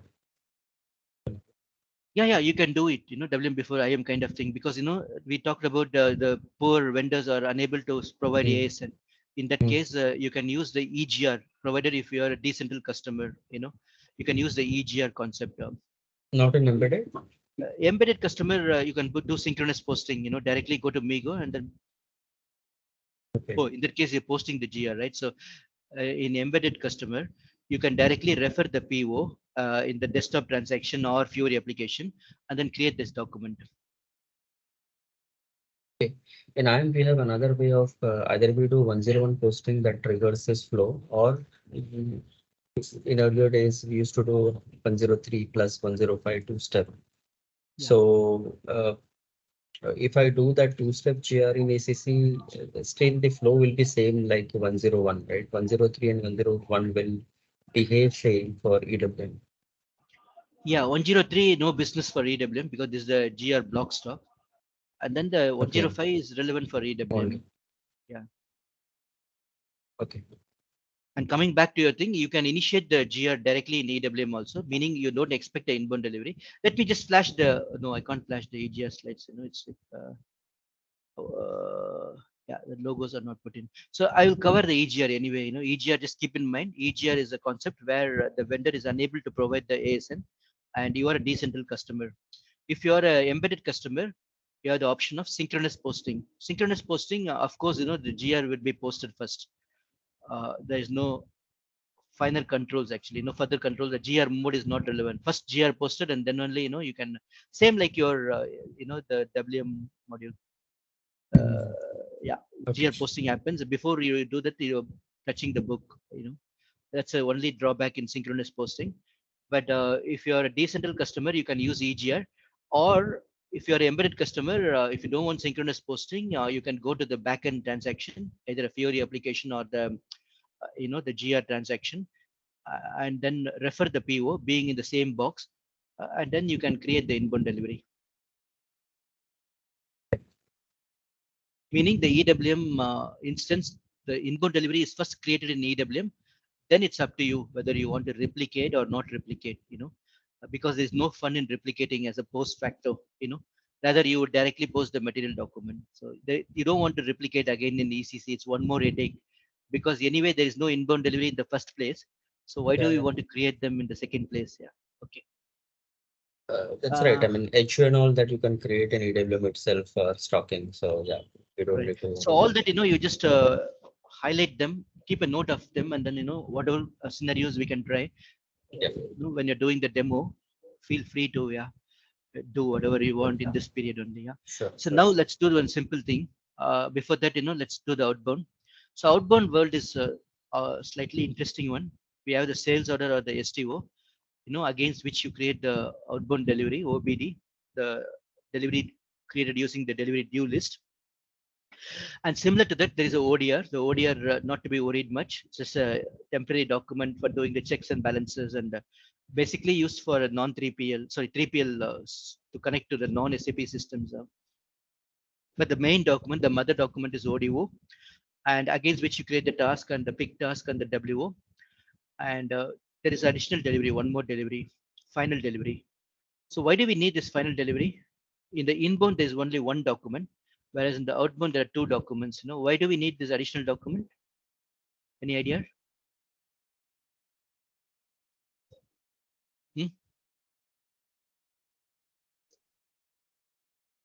Not sure about the why inbound delivery has one and outbound delivery has two, but what I understand, from the final outbound delivery from the ODO is what triggers the PPF action to update the S4.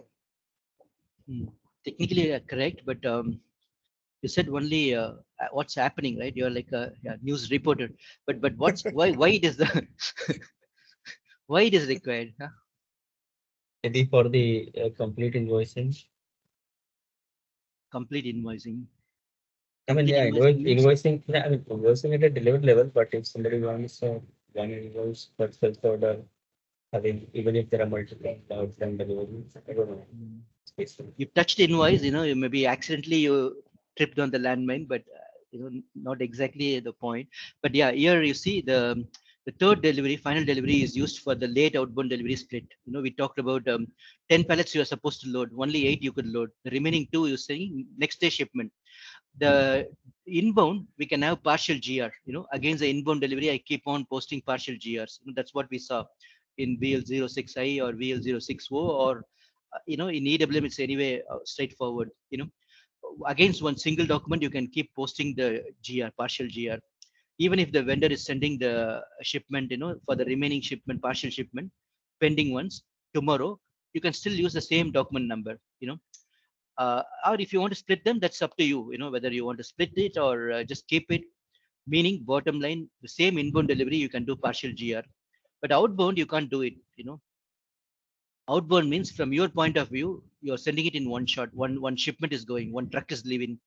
You cannot hold it and then say partial GRs. No. So you have to split the delivery. In that case, that is called. That is why we need the final delivery. That is one scenario.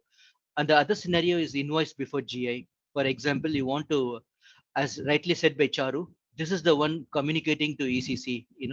He's the one who can talk to ECC, meaning the PPF is originating from this document, not from this document. And you don't create this document explicitly. It happens on the fly when you press the PGI button. So it happens behind the scene. But for a special scenario, I talked about like late outbound delivery split, and also the invoice before GI, wherein you need the invoice at the packing station. Maybe you will put the invoice in a pouch, like the e-commerce shipments, you're receiving from Flipkart or the Amazons.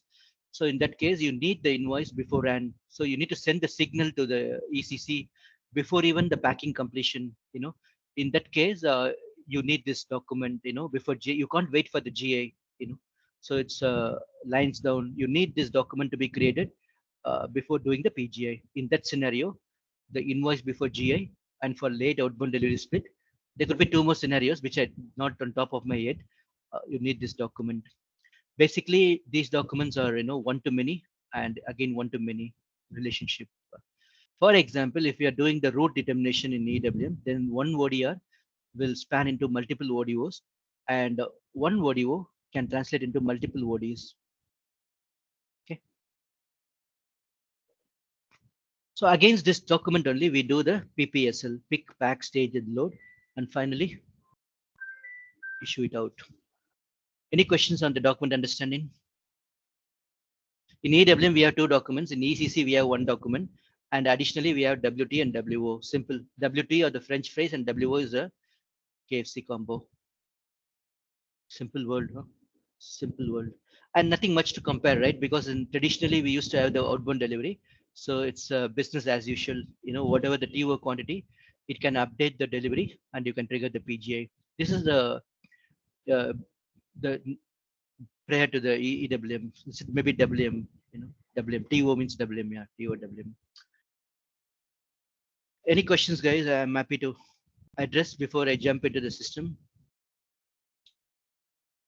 Shashank, Chaitanya,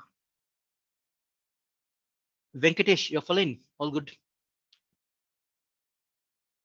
Venkatesh, Yeah, Rajan, I have a question. Is final delivery is created for all the outbound process, or is it happening for some special cases only? I told you, right? It happens when you press the button. PGA you did button. mention one case, like in case of late delivery, final delivery is getting created.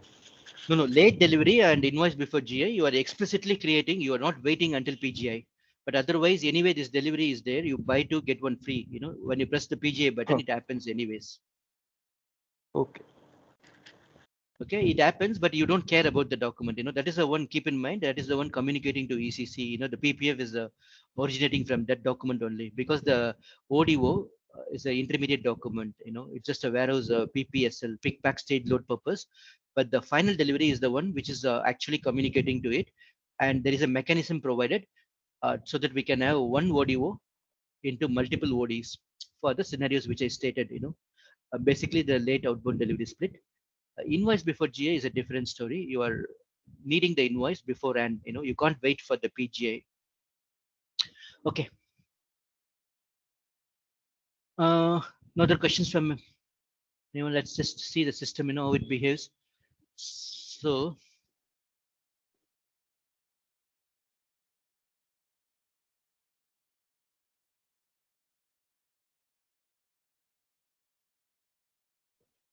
I'm going to create a simple scenario. Just watch me what I'm doing. ME21N. No buffer. First time I'm doing. Okay.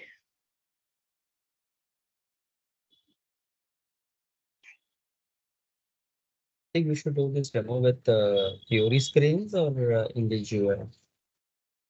No, And my for the sake of training.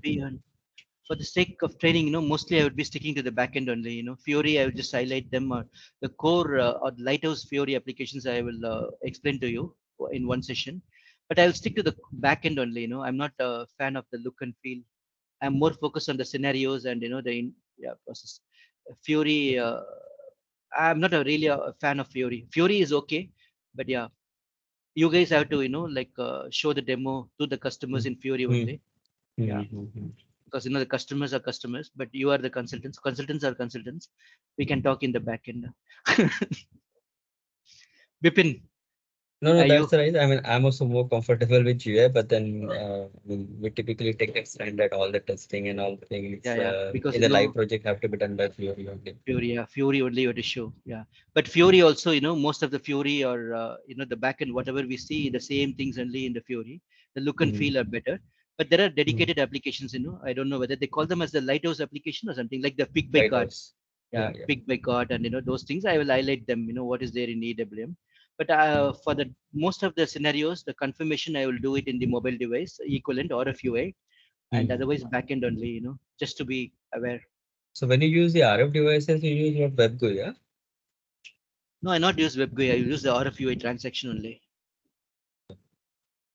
These are least only for the testing. Huh? WebGUI is only for the testing, right? At a consultant level. WebGUI, you have to put it in a Zebra device look and feel, and then only you have to test. Like not simple WebGUI also. Yeah.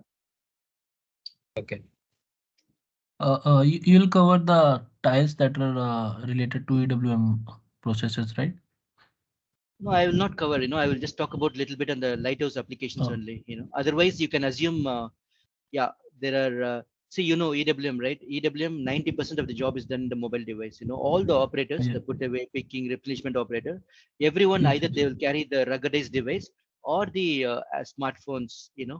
The supervisor is mostly working on the monitor, right? And there are transaction codes like Pack Work Center. That would be your Fury application.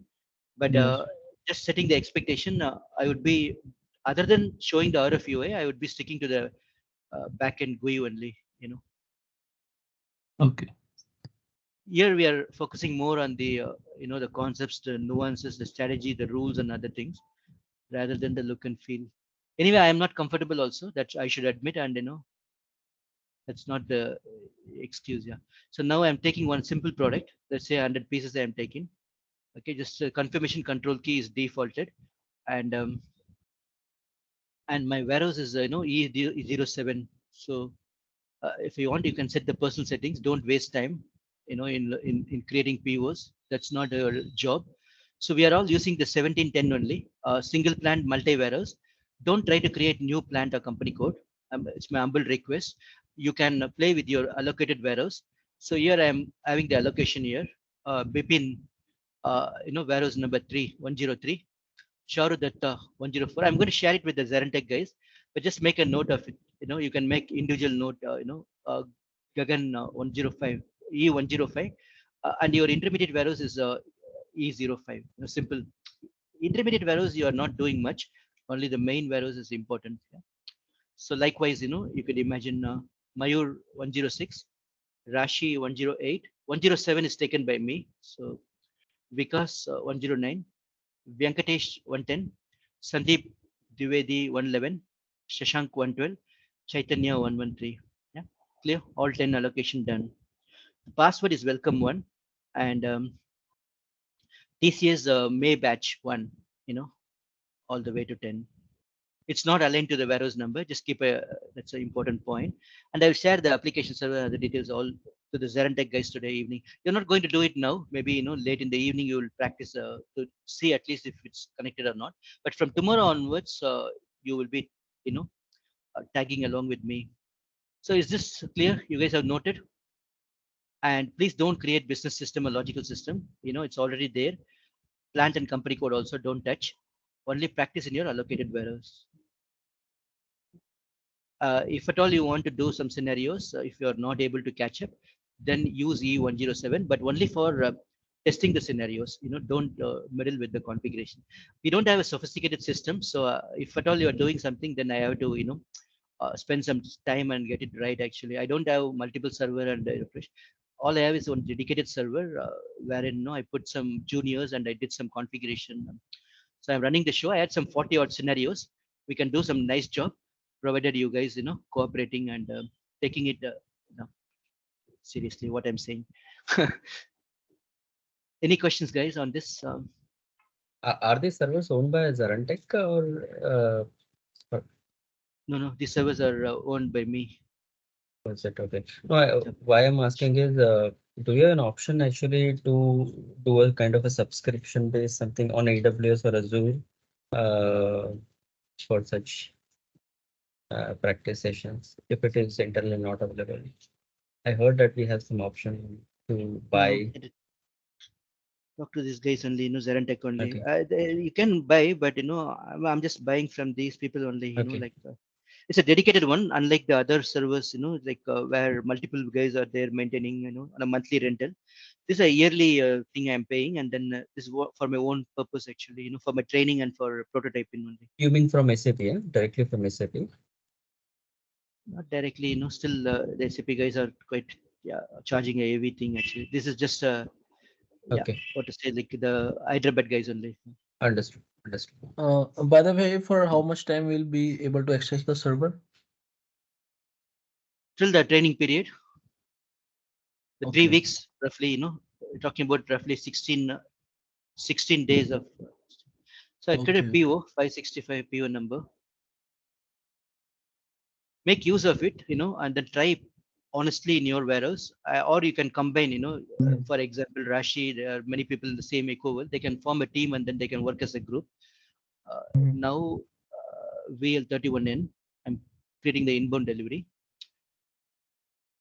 So this is a vanilla demo for TCS May batch 1. Yeah. So right? You can. This external ID is means what is this? Is ASN only, or this is something different? Yeah, this is a vendor reference number. Vendor reference number. So okay, so we can say at ASN only because vendor means we are giving the advanced notification. So right, the vendor ASN only is converted into inbound delivery in the system. We don't have ASN is a business term, and inbound delivery is the SAP document. Okay. The ASN is coming through the IDOC or through the SNC, and automatically it creates the inbound delivery based on your interface mapping. So this external ID will come from some table or something, means what external ID we will give. Suppose we are doing practice in my system. He is giving, in your system, you give the exercise number and your ID and what scenario you're doing so that, it makes meaningful thing for you to refer. Yeah. Just give any number, for example, the exercise that's number. Just a free text. Yeah, that's just free text. You can group it. You can group it or you can just leave it blank also. That's the fine. Okay, got it. Thank you. The only thing is don't duplicate the thing, if you're running short of, the thing, I put in a control that, the duplicate ASN, it will be blocked. If the vendor is accidentally sending duplicate numbers, it would be blocked. The inbound delivery will be blocked. So now I am receiving 100 quantity, you know, right? I'm just showing the option. You can pack it here also, meaning the vendor, if he is providing the packaging information, the HU information, you can pack it here. I'm not sure, you know, it's quite a while. So I would take the packaging material. Too many are there. So S4.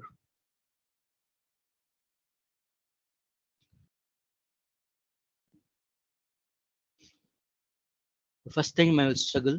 Afterwards, you know, I will have the buffer. So as for standard palette, if you want, you can put 50 each on a palette, you know, like say, you know, these things, right? Select and click on per partial quantity. So you can construct two HUs, you know, these are the handling units. You know, handling units you could see, this is the handling unit, and the total content, we have 50 each on handling unit. So this is one way of packing, you know, this is one way of packing. And then I save it. Maybe I'll show another way also. So keep in mind, this is what happening, you know, now the theories are put in practice. The plant storage location married to the intermediate warehouse, E07. Quickly touch on the configuration. When I'm doing the exercise, just seriously, you know, not seriously, sincerely watch, and then, you know, like take the tips and tricks, you know, nothing serious in life. Everything is sincerely one day. So would you do packing in such kind of scenarios in ECC? I thought that you will do it in EWM. No, I told you, right? There are several options, but this is assuming it's coming from the ASN. Understood. I'm just taking the simple one. Now you see EWM integration, basic setup of connectivity, configure EWM parameters. My warehouse is enabled for EWM. You know, don't tamper the E07, so it's EWM. And this we talked about, you know, distribute immediately, and you know the batch determination, of course, in EWM, QRFC, and delivery changes also allowed. You know? So this is something called unchecked deliveries. Don't worry about that. If you are using the CRM, then EWM can receive the unchecked deliveries also, and then do some planning, mundane planning or something. And then once the checked deliveries are coming, the unchecked deliveries are deleted automatically. Even I do conceptually only, but I don't know, you know, system-wise, I never tried unchecked deliveries. But this is for GR from EWM alone, because potentially for manufacturing, you can duplicate it. The production guys can go to MB31 Amigo and trigger an inbound delivery, and also you can do EGR wise inbound delivery in EWM, just to avoid and stop the ECC creation of inbound delivery. You can say always GR only from EWM, you know, especially the production scenario. You know, this is applicable for production scenario to avoid creation of two deliveries, you know, which is potentially possible in the system against the same production order. Okay, so now that's about it. My thing is there, enabled. And the next thing I want to see the distribution model. So BD64. So here for one system pair, we should have only one model. Don't try to create in a new model. Take the EWM model only, you know, and then ensure that your warehouse is added. So as of now, your warehouses are not there, meaning the one allocated to you. The remaining things are there. Oh, E08 is also there. I have to delete it. Okay, so from 3 all the way to 13, I have allocated. Those numbers, you shouldn't be seeing it. So following E07 is there. These are the BAPIs, you know, the delivery save replica and delivery changes are the one doing the magic, you know, and one for inbound, one for outbound. Simple world. Any questions, guys? Should we add our warehouse there, or it not now, not now, you know, once you watch me and then I'm giving the system access, and then I'm sharing the exercise, then you can build your warehouse, you know. The PPT will guide you, you know, like see here one to the understood. Yeah, just concentrate now and ask your you know, business questions. What are the things possible? More, you know, that will be interesting. Yeah, I could see, you know, you guys are at least to start with the beginner, like the Bipin and Charu going the experienced guys. Now where are we? The HUs are done, right? You want me to cancel? I will show it in EWM how to create HUs. Is it okay, or? No, that's fine. I think let us take the simpler one if you feel so. Yeah, it's okay. Okay. Okay. So now what's happening? The plant storage location, looking at the warehouse. Oh, okay. Warehouse is EWM managed. Okay. Distribution model. Fine. Okay. I have to do it immediately because, at the delivery type level, I don't have any other control to stop it. Right. So I told you the control is at the two places. One is at the warehouse number level and at the delivery type level. So EWM LE shipping deliveries, delivery split criteria. Where is the delivery split criteria? Yeah, it's the one. So don't touch the delivery type, it's anyway active. For example, the EL for inbound and LO or whatever, right? LF for outbound, it's already active. So you just need to ensure that in your warehouse, you need to activate it. For E07, what the hell is happening? E07, it should be active. That's it.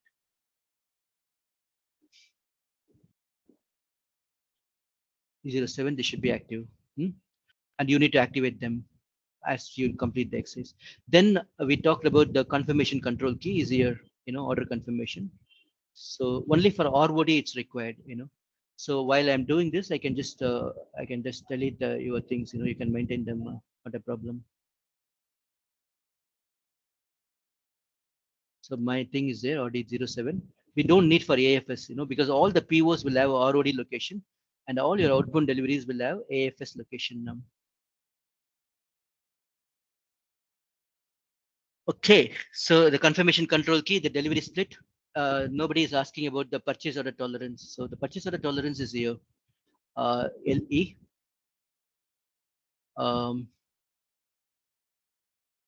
Not LE. EWM integration. Yeah, basic settings. EWM inbound processing. Tolerance check for PO. So it's here. It's recommended. It's recommended. You have to talk to your guys and say, especially if there are multiple shipments, the EWM will keep a tab on the quantity tolerance. Again, same like expiration date. This will be going in a block status, and then whoever is having the authorization, they can approve it or they can reject the OW tolerance. Same functionality like we have for SLED.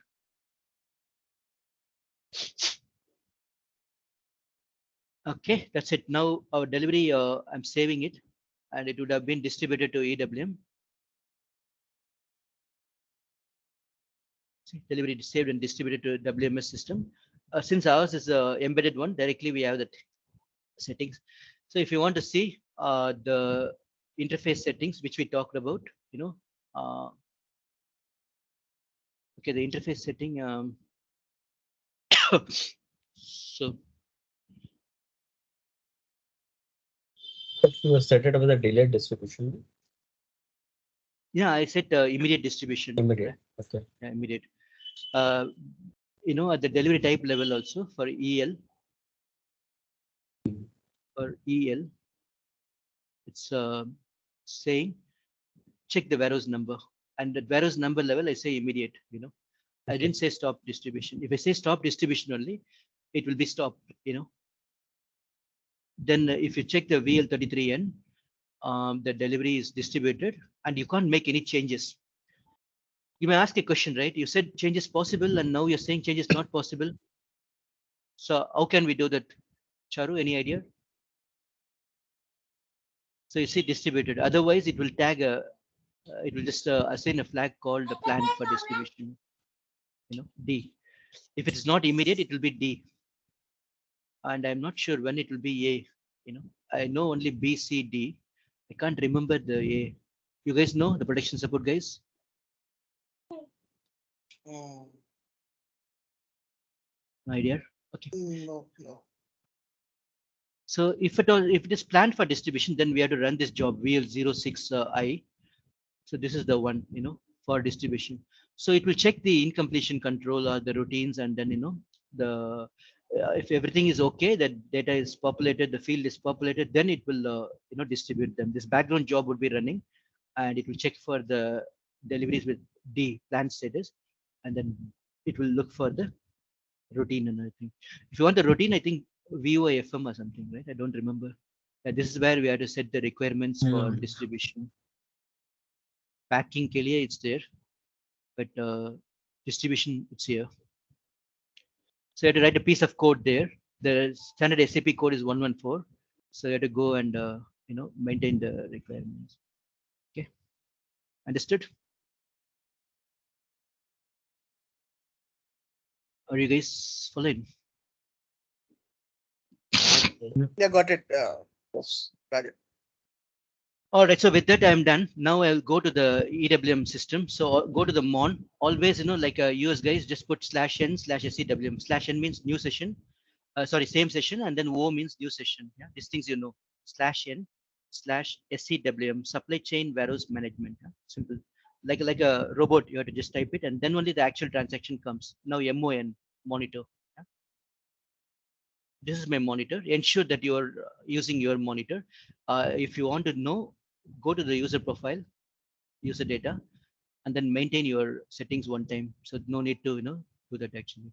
So you can just go to the mon and ensure that it's a SAP monitor, standard monitor.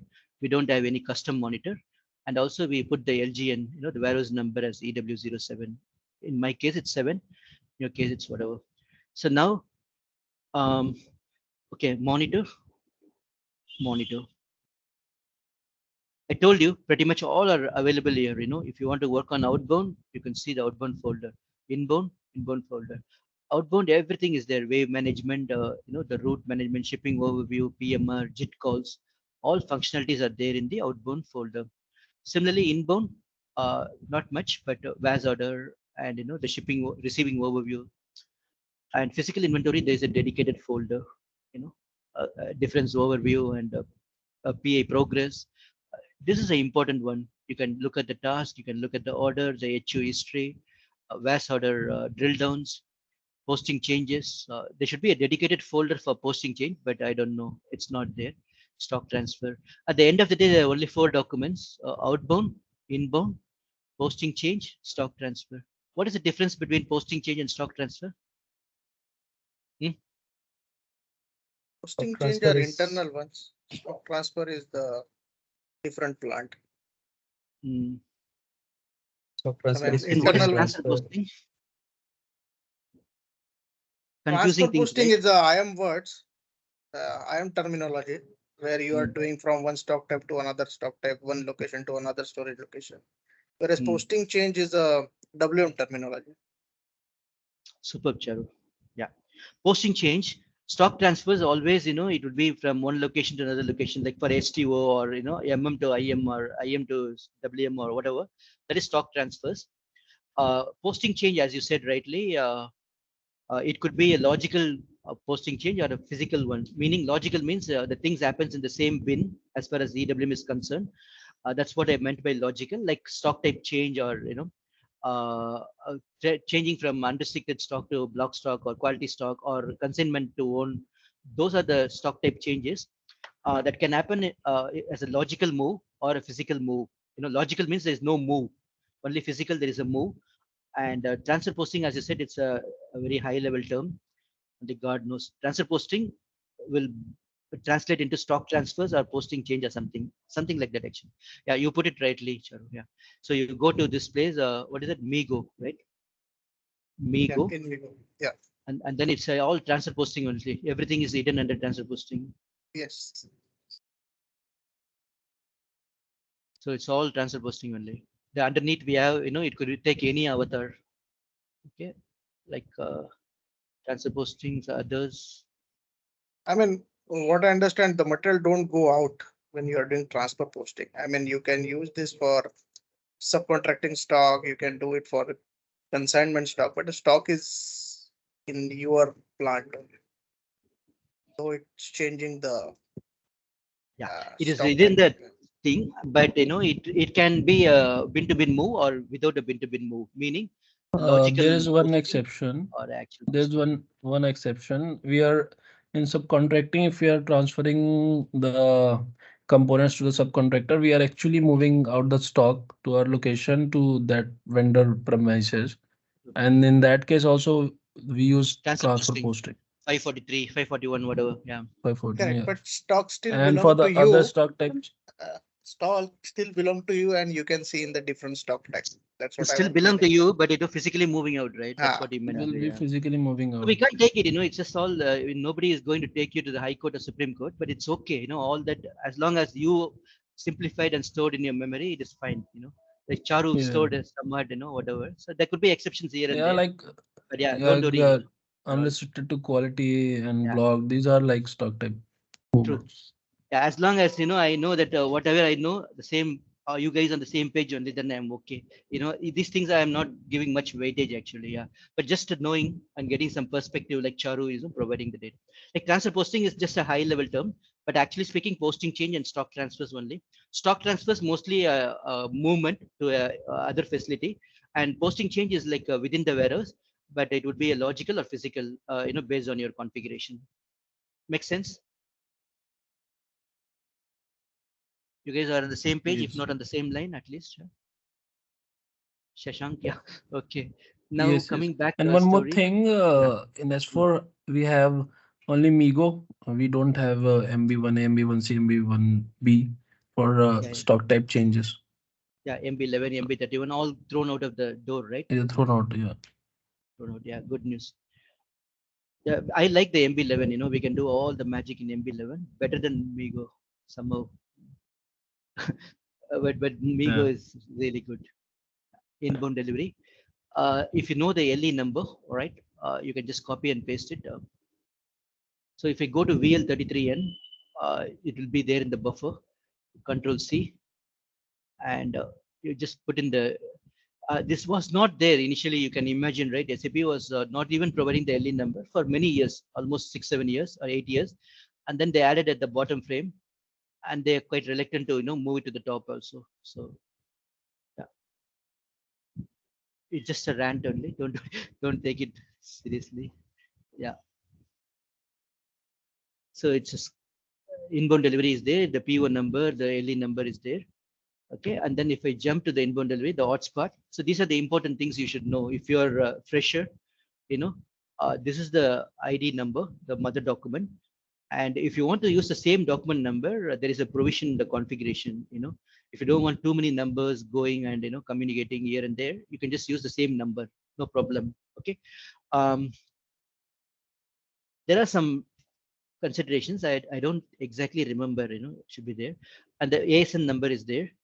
And this is the list view, the ALB grid, whichever field, of critical importance, you can hide them. The unwanted fields, you can hide them and bring the relevant ones, For example, RMA and manufacturing order, I am not bothered at this point in time. I can hide them and then I can save the layout. Not a problem. Likewise, you do it, every time scrolling and wasting time, just keep the pertinent fields and then, do it.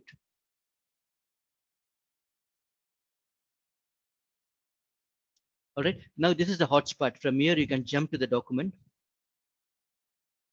Just like your VL32N or 33N, So this is the one. And so the goods receipt set is unloading, put away, not started, everything is there. HUs, you can see the HUs. And, this is the list view. And again, you can customize this, hide, and then save it.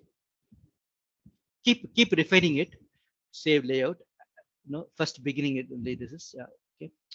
Okay, I'm storing it in. Right. You call this as a notification or ID? There's no notification, right? Because mine is a embedded environment. Okay. See, you don't see notification, because it's an embedded one. No notification required, only inbound delivery. And also, but decentral, you can turn it off. There's a config control to switch it off. Yeah. Okay.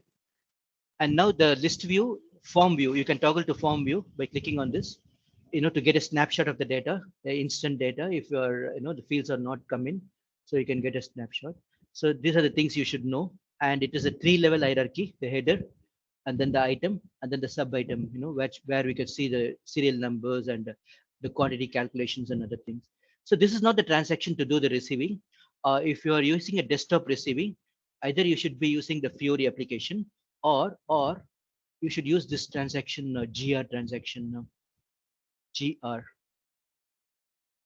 Okay, the same like your Migo, You can open the advanced search and you can put in the LE number or the EWM number. Okay, in my case, I copied the EWM number. So, and close the advanced search. And here you could see the HUs. And this is what I was telling you, right? If you want to post at HU level, same like your VL60, you can select this and post. If you're done with this HU, you can post. Are you guys with me?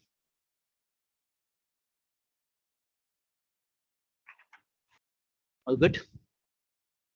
And if you want to do for both, you just select the first one or the header. Select the header or at the item HU level, you can post. And here, just these are the important ones, you want to reject upfront rejection, the truck is coming with the PO not belonging to you, or, the PO was expected a month later, you can reject it, this is a rejection button. And this is a batch creation. If EWM, you're registering the batch and the batch is not there in the ASN, you can create the batch. And then I told you if the delivery is exceeding the tolerance or the the BBD or SLED violation, then it will be going in the block status. Block status means red color traffic light. Yeah, and whoever has the authorization, they'll get these two icons. They can approve the tolerance, approve the BBD. And then this is the packing. If you are not done the packing there, you can pack it here. In EWM desktop, you can pack. And this is scanner enabled. You can scan the EAN UPC and you can scan the EAN UPC of the product, and then you can for example, there are 1,000 line items. We don't know. We can't scroll and waste time. You can call that guy by scanning the UPC or the EAN. All right, so this is a transaction for doing the desktop receiving, and same like Migo, you can set the flag and post the GR, and normally the PPF will be running and creating the tasks, Why there are three lines coming? One The is header for is, total quantity and 2 hours for handling unit. these are the real items, this is just a folder only now. See, Okay, like a batch that. okay, that's good. So we can partial GR from here also. From this is the place, we can do HI GR. Yeah. Post GR. So let's do, auspicious one. So let's reject the delivery. Okay, gone. First delivery, not good. So the delivery rejected now, BL33N. Will it create a vendor return delivery? Because they also need some document to exit the premises. Vendor return delivery. Yeah, I mean, even if by error the truck has come inside, while going out, you still need some document to go with, right? So hopefully we create what vendor return delivery for that. No, I mean, we you haven't need posted the GR only, then where is the question That's of right. returning? Right? That's right. But then on road, you need some document to carry with it, right? Yeah, on road of KA, you can print any, you can print the inbound delivery itself with the zero confirmation. Somehow, you can do that. Yeah, you can print any document, for on road purpose actually. Yeah, these are, the upfront rejection actually. They came in, and I understand, your concern. The people on the road, they need to have carry some document, right? For okay, why it's not coming, man? The buffer is not working. VL33N.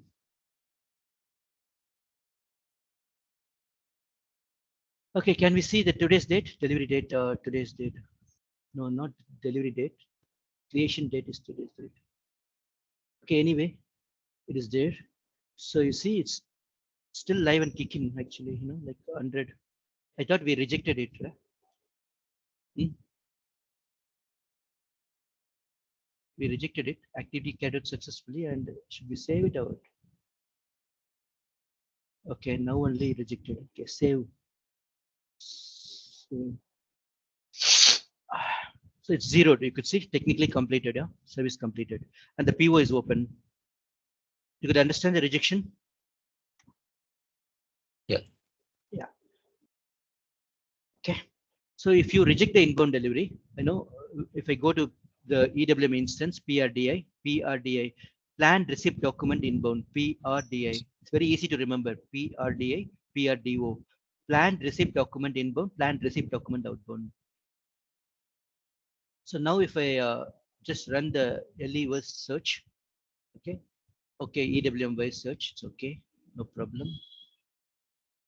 So it's rejected here, and if you open here the last node, and then you could see the process code.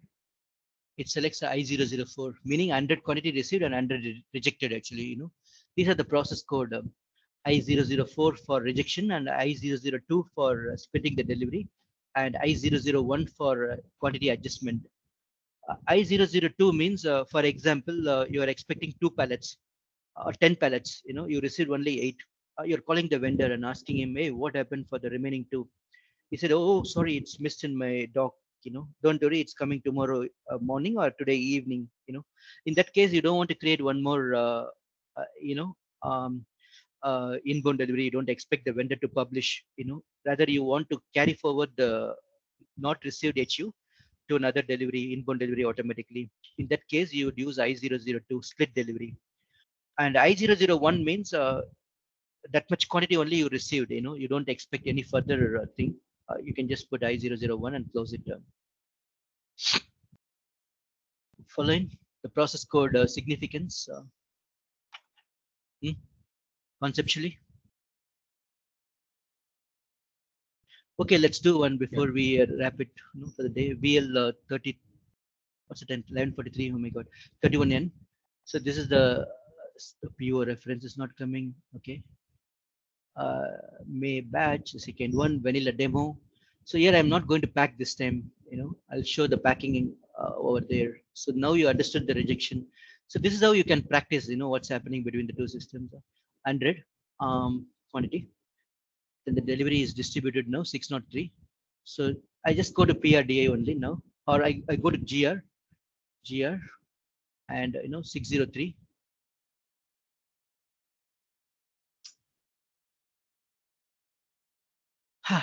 I didn't copy it. Okay, anyway, the inbound delivery of EWM number 3102, hopefully.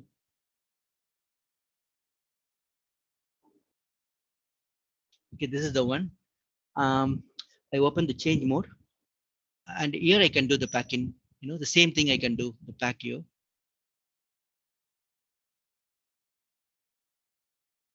So this is a scanner enabled. The poor operators, they would be opening the appropriate tab and scanning the barcodes and other things. But we work in an expert mode. For demo purpose, we don't really get into their shoes actually. So even we don't know, how difficult is their shoes. So it's they're similar to HU past, HU packing station. Yeah. HU past. Yeah. So here it's a bit tedious actually. If you have the packaging specification, you can click the icon, same like auto packing. Or if the delivery type is enabled, the moment delivery is landed, it will automatically create the HUs also. And if you press the button, it will spit out the labels also. Assuming you are doing desktop receiving, and you need 10 pallets construction and 50 cartons, all 50 plus 10 labels, 60 labels are done. Boom, in the desktop printer. Okay, provided you maintain the pack specs. The pack specs is a master data. So like your POP1 and POF, the pack instructions in ECC, the POP and POFs, POFcons and POP. Now I'm going to do it, it's expert mode. It's like bit drag and drop. And the 100 piece, if you want to make it 60-40,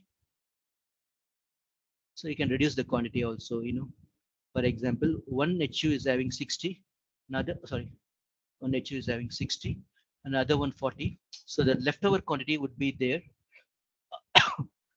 will be 40 here. And then you construct one more pallet. And then drag the leftover 40, remaining 40 to there. Okay, 2 HUs, how to construct, right? In the desktop transaction, from GR. So now, I will not do it here, I'll back off without saving. If you want to save, no. Okay, I'm just doing it in the mobile device. Mobile device, I'll show you how to do the packing. Okay, Now 100 quantity is there. I just go to the mobile device. I take the vendor reference number. Okay. What's the vendor reference number? TCS May batch vanilla demo 2. Okay. I just go to RFUI, radio frequency user interface, RFUI. This is the tiny screen, which would be shown in your Zebra device, this small one. You could see the top left corner, 8 by 40 or whatever, 8 by 40 or 16 by 20, whatever, the portrait or landscape mode. So this would be fitting to your ruggedized device, or your smartphones. It's not really good. I should have, shown a demo in a web GUI and with a device, actual device. But yeah, E107 is my warehouse, and resource I am using the group forklift number 7, FLT7. FLT7 does not exist in warehouse. FLT7 maybe. No. So what's happening? What is the resource I have? So start EWM access, master logistics, EWM, master data, resource management. RSRC. RSRC, yeah. So my user is not there. So region E107 warehouse, and I am using the forklift number 7.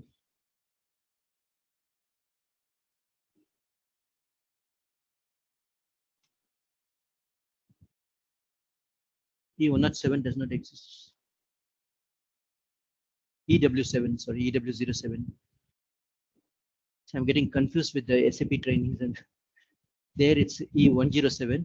Okay, in Excel also I could give the same thing. See, it's not the, it's EW03.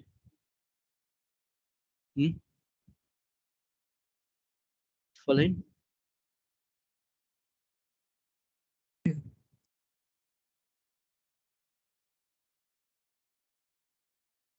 EW03, not E103. I'm just, yeah,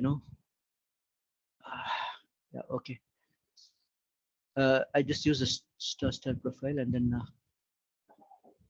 any questions on this? So you can set up, your thing from the beginning itself, and then I would recommend, doing most of you, maybe 60%, or if you're focused on the scenario, it's okay. You can confirm straight away.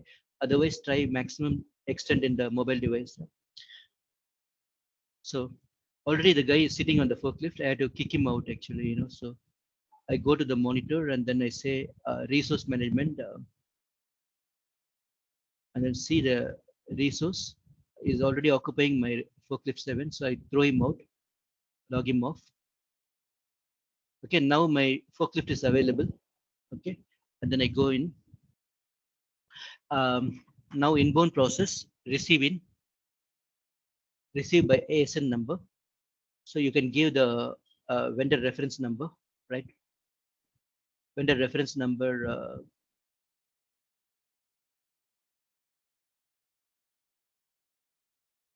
2. Okay, here you can construct the HU. You can construct multiple HUs in one time, or you can construct one by one. Both options are there. Let's do simple one HU at a time. So you scan the product barcode, VTLP107. Okay, and then give the quantity. For example, 60 piece I want to put in HU1, and you can give the BBD or the SLED also. It is not mandatory. It is not a batch managed product. Okay. And then the packaging material can be defaulted from the pack specs. If it's not maintained, then it is your onus to maintain the packaging material, right? Normally it can be defaulted from the pack specs. Okay, take the HU type. If you want to change the HU type, you can do it. Next. And I'm done. 60 in one HU, and HU number is 817302. Just in case you want to make any last minute changes to the quantity, you can do it. Or F7 back. Sorry, F7. Sorry, F7 is a. Yeah, F7 is straightforward here. Yeah. Okay. And if you want to change the packaging material also, we can do it. Understood? And then you can post the GR also.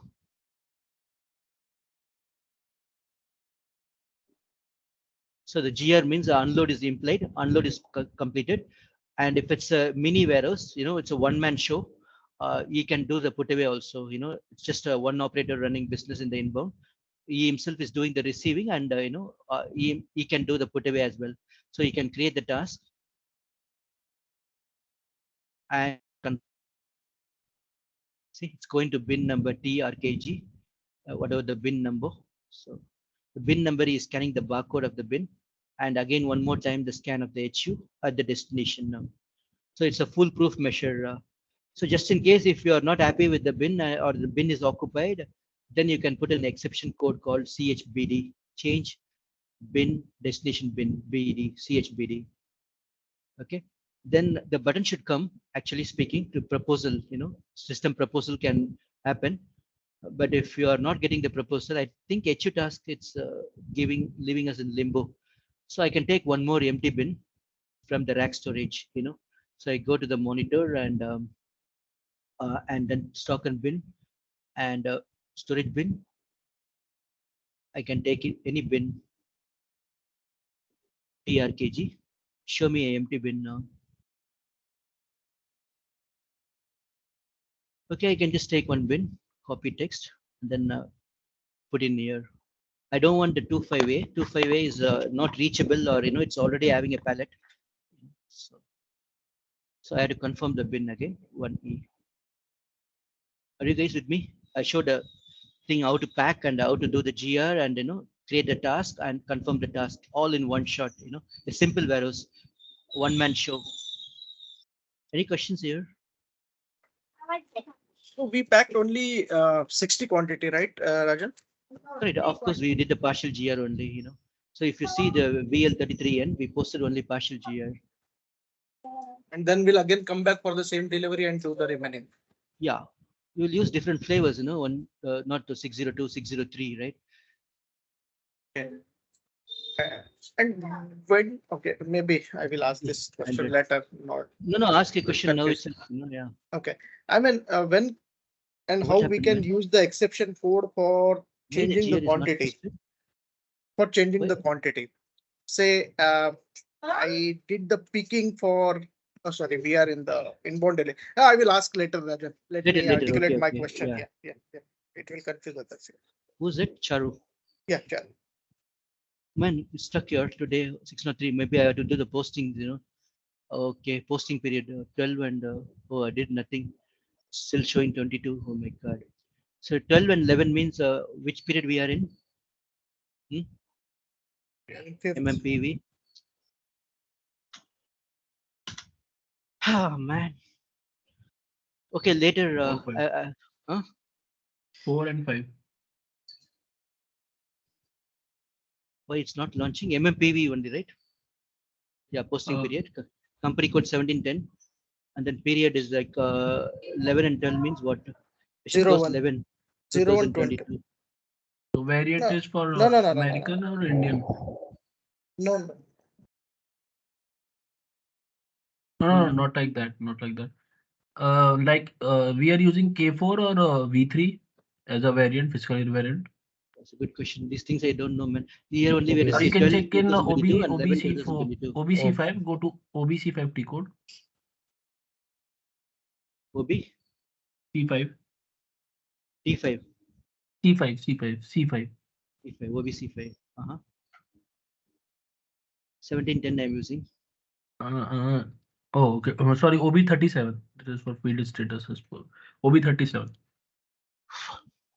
OB37. K4 I'm using. Okay, K4 American. Okay. So and then okay, go to MMPV again. Yeah, MMPV. So it's 1710 warehouse, company code 1710, and period is 10, right? 2022, I should say, fiscal year. The last one was saying 11 and 12. 11 and 12. 12. Then put 1 and no. Then come out. Put 1 instead of 10. 123. Then put 2023. 2023 there. Yeah. So now run. Converted. Yeah, 1 gone. So December closed or Yeah. January closed? Again put 2. 2 closed. So we are in the Put March 3. now. March also closing. Okay. Then April. Now 5. 5th I have to close or not? Let me see. Now I Now go to 5. this. Every time, we have to close the 5 also. So these are the BAPIs coming, decentral confirmation message and goods movement create message. These are the BAPIs coming from EWM. The one coming from EWM will be having the prefix SPE, and the one going from ECC is SEWM or something. So again, one more closure we have to do. 5 also we have to close. Okay, done.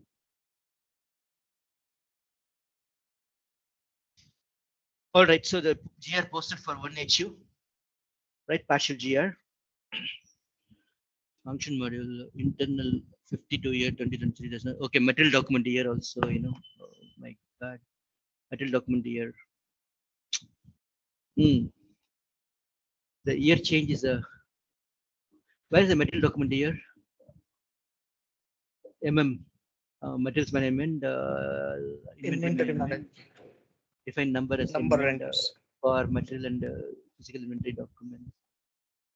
Intervals. This is up to year 1999, right? 999. Then what's the problem? Huh? Accounting document. The accounting document is year specific. Yes. Check.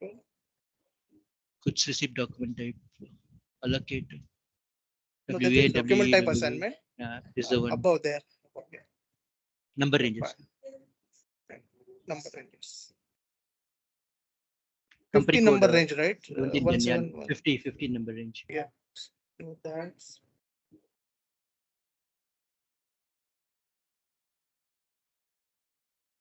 50 number range, right? So I just copy this copy and then this. do it for 2023. Yeah. It is not there for 2023. I can't copy this. You can add Okay, one. anyway, Control Y and You need to add. boom, boom, boom. It's a very old transactions are not user friendly. I inserted somewhere where it got inserted, God knows. Oh, it's inserted on top. Yeah, from the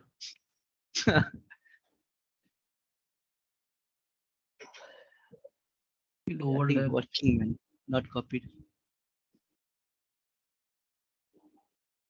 It's too much, right? Anyway. Okay.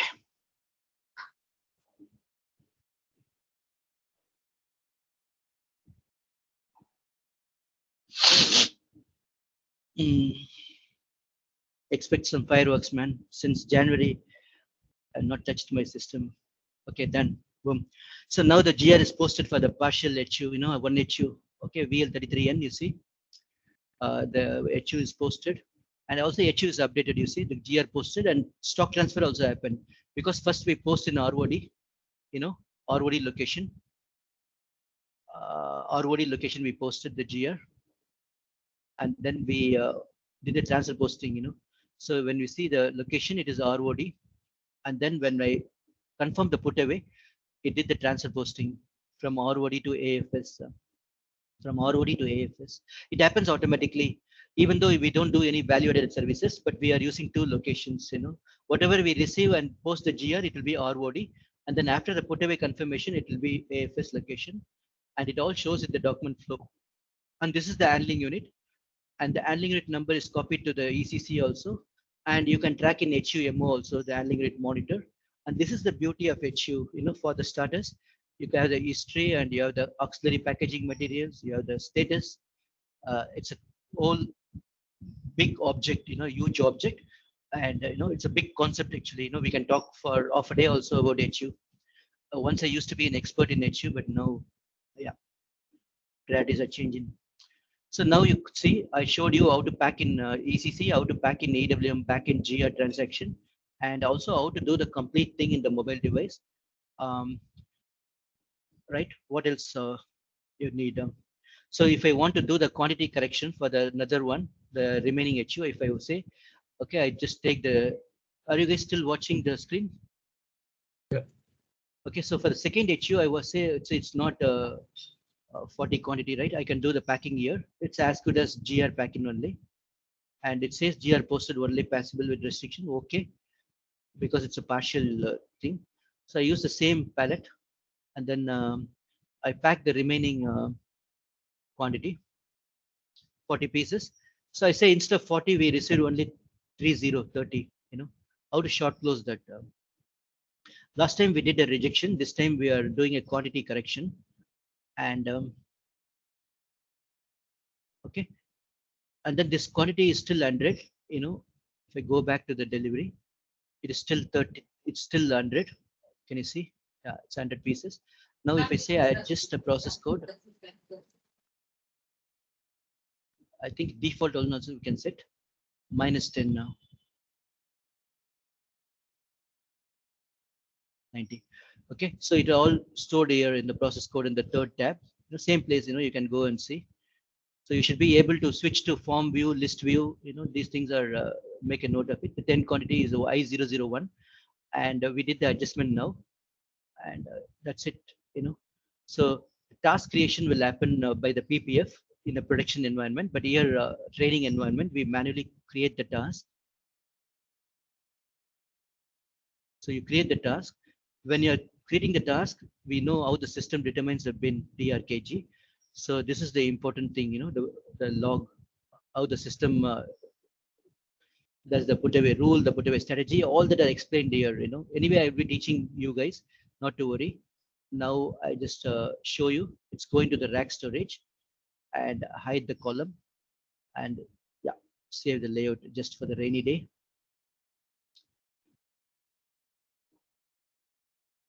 All right, so keep saving the layout wherever, in the monitor and in the screens and in the wherever, it helps you.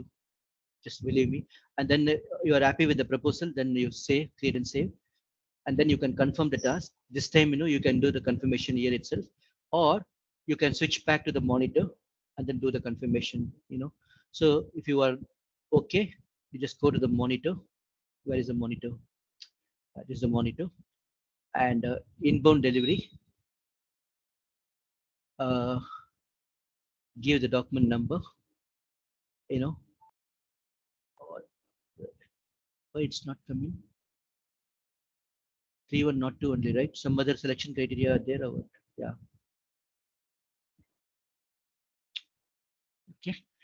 So now I see the task. I can drill down to the task. The previous one was a HU task. When you do it in the mobile device, it is a HU task, and here it's a product task. The flag is saying HU task, the product task. Anyone, what is the difference between HU task and product task? No idea. Charu, others. Confirm the task. Done. So now your inbound loop is completed. How do we know the inbound loop is completed? This is what Charu was saying on the other day. After this, we can't do any correction. This is a limitation in SAP. This DCO is 9, meaning the final flag is set. After this, you have to create a return PO and separate track. The train has come to the central station, and after that we have to take another train, or the same train will depart only in the night. Yeah. There is no way to return immediately. Okay, the DCO flag 9 means it's complete, all completed. Okay, you can set a put away delay, and we can go and intervene and then do the correction within the time span. And then come what may, after the time is elapsed, the flag will be set 9. There's a final communication going to ECC. Okay. Why the unloading is partially completed?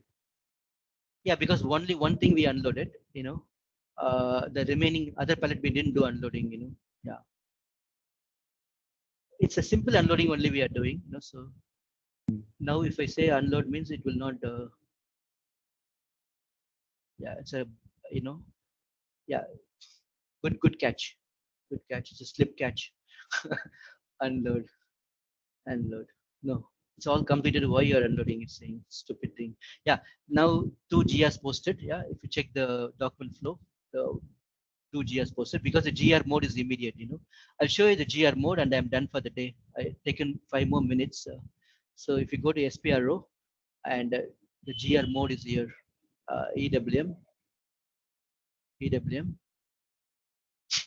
Goods receipt process.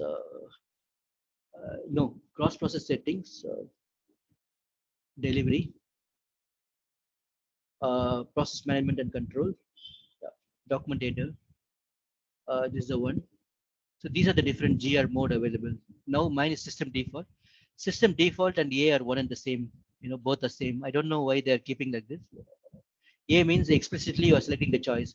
This means you are, in Saudi they say kalli valli, like you are taking anything, whatever you want. So system default and A are one and the same.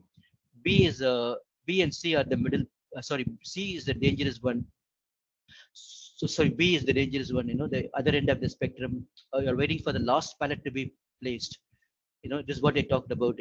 Even though you place 95 pallets, they are not available for sales commitment. But the C and D are good ones. Yeah, these are called a collective GR, a full GR, whatever. Are you guys with me? So the bottom line is the traffic has to be considered, and the change possibility, whether we can change the document or not, and most importantly, the real-time synchronization. The more you delay, both the systems will not be in alignment, and whether changes are possible or not, and the traffic. So these are the considerations in selecting the appropriate mode. So these two are the extreme. A and B are the extreme. C and D are the middle part, a win-win. Okay, with that I'm done for today. Now you just make a note of your numbers only, and then I will share this with the ZaranTech guys, and then you can check if you could log into the system. Don't worry, it's an Infosys system or MNC or whatever. Just it's just my server only, and instance number 07 and system ID is 24, and just at least see if you could create one inbound delivery in E107, and then do some practice today. Rajan, one question I have means from RF you have done the packing, right? Means after that you show us that warehouse task has been created. So does it create it automatically? Means how I got a little confused. Means No, there's a button, no push button. I press the button, create task. I press the GR button, it automatically unloaded, and there was one more button, to create the task. So I pressed the button, I created the task. Yeah.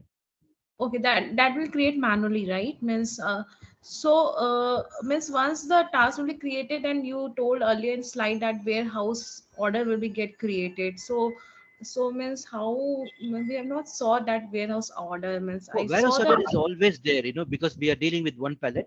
I told you warehouse order, there is no escaping. Even if it's a one pallet, there will be order. See, you go to the inbound delivery, and then you check the task. It's there, two tasks, right? One HU task created by the system when I did in the mobile device, and I used the exception code CHBD, and this one I created manually, and confirmed also in the backend. But if you do the confirmation in the mobile device, it would be two-step confirmation. Now coming back to your order, there will be two orders. See, two orders. So based on task, it got created with this warehouse order. Means it's automatically. No, based on in this case, it's a one-on-one. One pallet, one task, one order. But if you are having a trolley or a cart, assuming you can carry 10 cartons, and 10 cartons, 10 tasks are there. Maximum you can carry 10 cartons. In that case, 10 tasks can be bunched in one order, based on your carrying capacity and how much weight you can pull, and how much you can travel. The S path or U path or W path in the warehouse. Okay. And also we did the packing and all in from RF. So is it necessary to do from RF only or from SAP also? Means do you have any document for the practice purposes? Means if suppose if I don't any client asking, right? For example, the vendor is providing, so you can get it in ECC only, the interface. But if the vendor is not providing the packing information, and if you're doing a desktop receiving, then the GR transaction. But if it's mobile receiving only, then you create the HU as I showed you, on the fly. You have a mobile printer, tied to the device, a Wi-Fi printer, Bluetooth or whatever. Yeah. So it depends on the requirement, client's requirement. I'm showing, all the possibilities, So you can pack it in ECC through the interface, or in EWM backend, or in the mobile device bottom line. Or you can call the pack specs automatically, and then by clicking on the red icon, the pack icon. Yeah, got it. Is there a document to show the how to connect and all? How to connect what? No, this EWM system. How do we connect this EWM system? Yeah. No, that's what I'm going to do, right? The EWM system. I'm going to walk through all the exercises. See, I have the exercises here. These are designed for, I think it's already shared with the ZaranTech guys. Now, so I have, if you are, swimming with me, at least you should be able to do 30 exercises, if not all 35 or 40. So you should be able to do 30 or 28 or something. Yeah, I don't remember exactly. But this is what you're going to do. Delivery prerequisite, you're going to check. Yeah. That's fine. I'm asking about how to connect to the SAP. Is there a document on that? The embedded integration guide, system integration guide. No, Rajan, how to connect to the server? Server. How do we log in? Log on pad. Oh, log on pad, you have to have the log on pad, and preferably you shouldn't be connecting to your VPN. These are the two restrictions. Once you have the SAP GUI log on pad installed in your desktop, company laptop, whatever, right? Your own laptop, whatever. 7.40 only I have, but if you have the latest version, it's well and good. Then these are the things, right? You give whatever text you want, and then the application server is there in the Excel, yeah, application server, and the system instance number is 07 and system ID is X24. That's it. Okay, I think first we need to install the GUI logon pad on our machine. You don't have the GUI? We all are using client remote desktop. Client remote desktop, right? So you need to have the GUI actually, for our real desktop. The GUI, you can take the help from ZaranTech guys. If you are finding it difficult, I have the 7.4. I can share the file. You can download them and install. But keep in mind, the system cannot be launched. Installed. Yeah. If you are in a VPN now. I think Bipin, we can raise a request and get the logon plus GUI downloaded on our system. Is that what we should be? I think so. Yeah, we can do that. It's a freeware, so we can use it. Yeah, Charu, you can do that, but for that you have to raise a CR and get approval from the SAP head for installing EWM system. Will it be quick? Will it be quick? That process takes time for approval. I know Good that's question. in TCS nothing will be quick. That's what my Yes, it would take around 1 week. Then we are in problem there. 1 week, oh my god. Is there not any desktop or link provided by ZaranTech, Rajan? I can ask the guys, the guys to provide a. Because I know it will be pain to install the GUI on our machine immediately. I mean, it's not that easy. Okay, there are some security protocols, right? You can't do it from the. Yeah, we cannot do on our own, and it will go through the approvals and all these things, as Sandeep was mentioning. So, I mean, 1 week, like we will be halfway with this training. Okay, I will see. I can provide the remote desktop thing. I'll call him and then ask him. But that both ways we can, access our server. But yeah. He was telling something either or only or something, let me just talk to him evening. Yeah, even no worries. Today also, if you are not touching the system, it's okay. At least tomorrow onwards, it's required. We'll see at least if you can just get an expedite approval, that will be nothing. That will be great. Parallelly, I will also, check with the guys. Client is 800, right? Client is 800. Client is 800. Client is only one client, 800. So just make a note of it. It's s1mncinfosys.com. Instance number 07, system ID X24. You give whatever, description doesn't matter. And the launching is like same. For example, TCS _ May batch MY 01 for Bipin, and the password, you can't change the password. It's same, welcome one, W caps, welcome one. I'm able to log in. Yeah. Oh, you are able to log in. Okay, you are using your own laptop. Yes.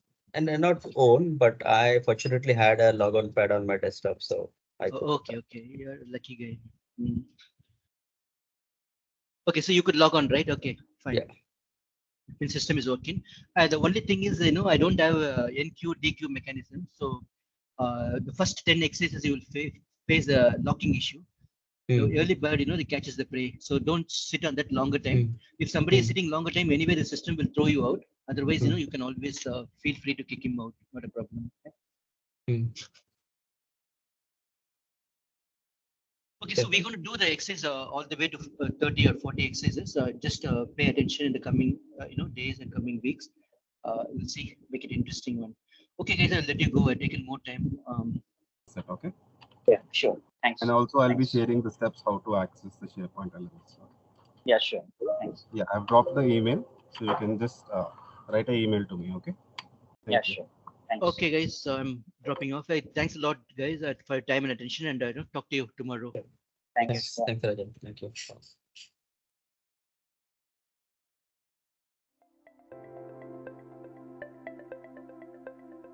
Thank you for attending the session. I hope you all enjoyed it. Don't forget to like and subscribe to our channel. Also, feel free to ask your questions in the comment section below, and we will reply to them at the earliest.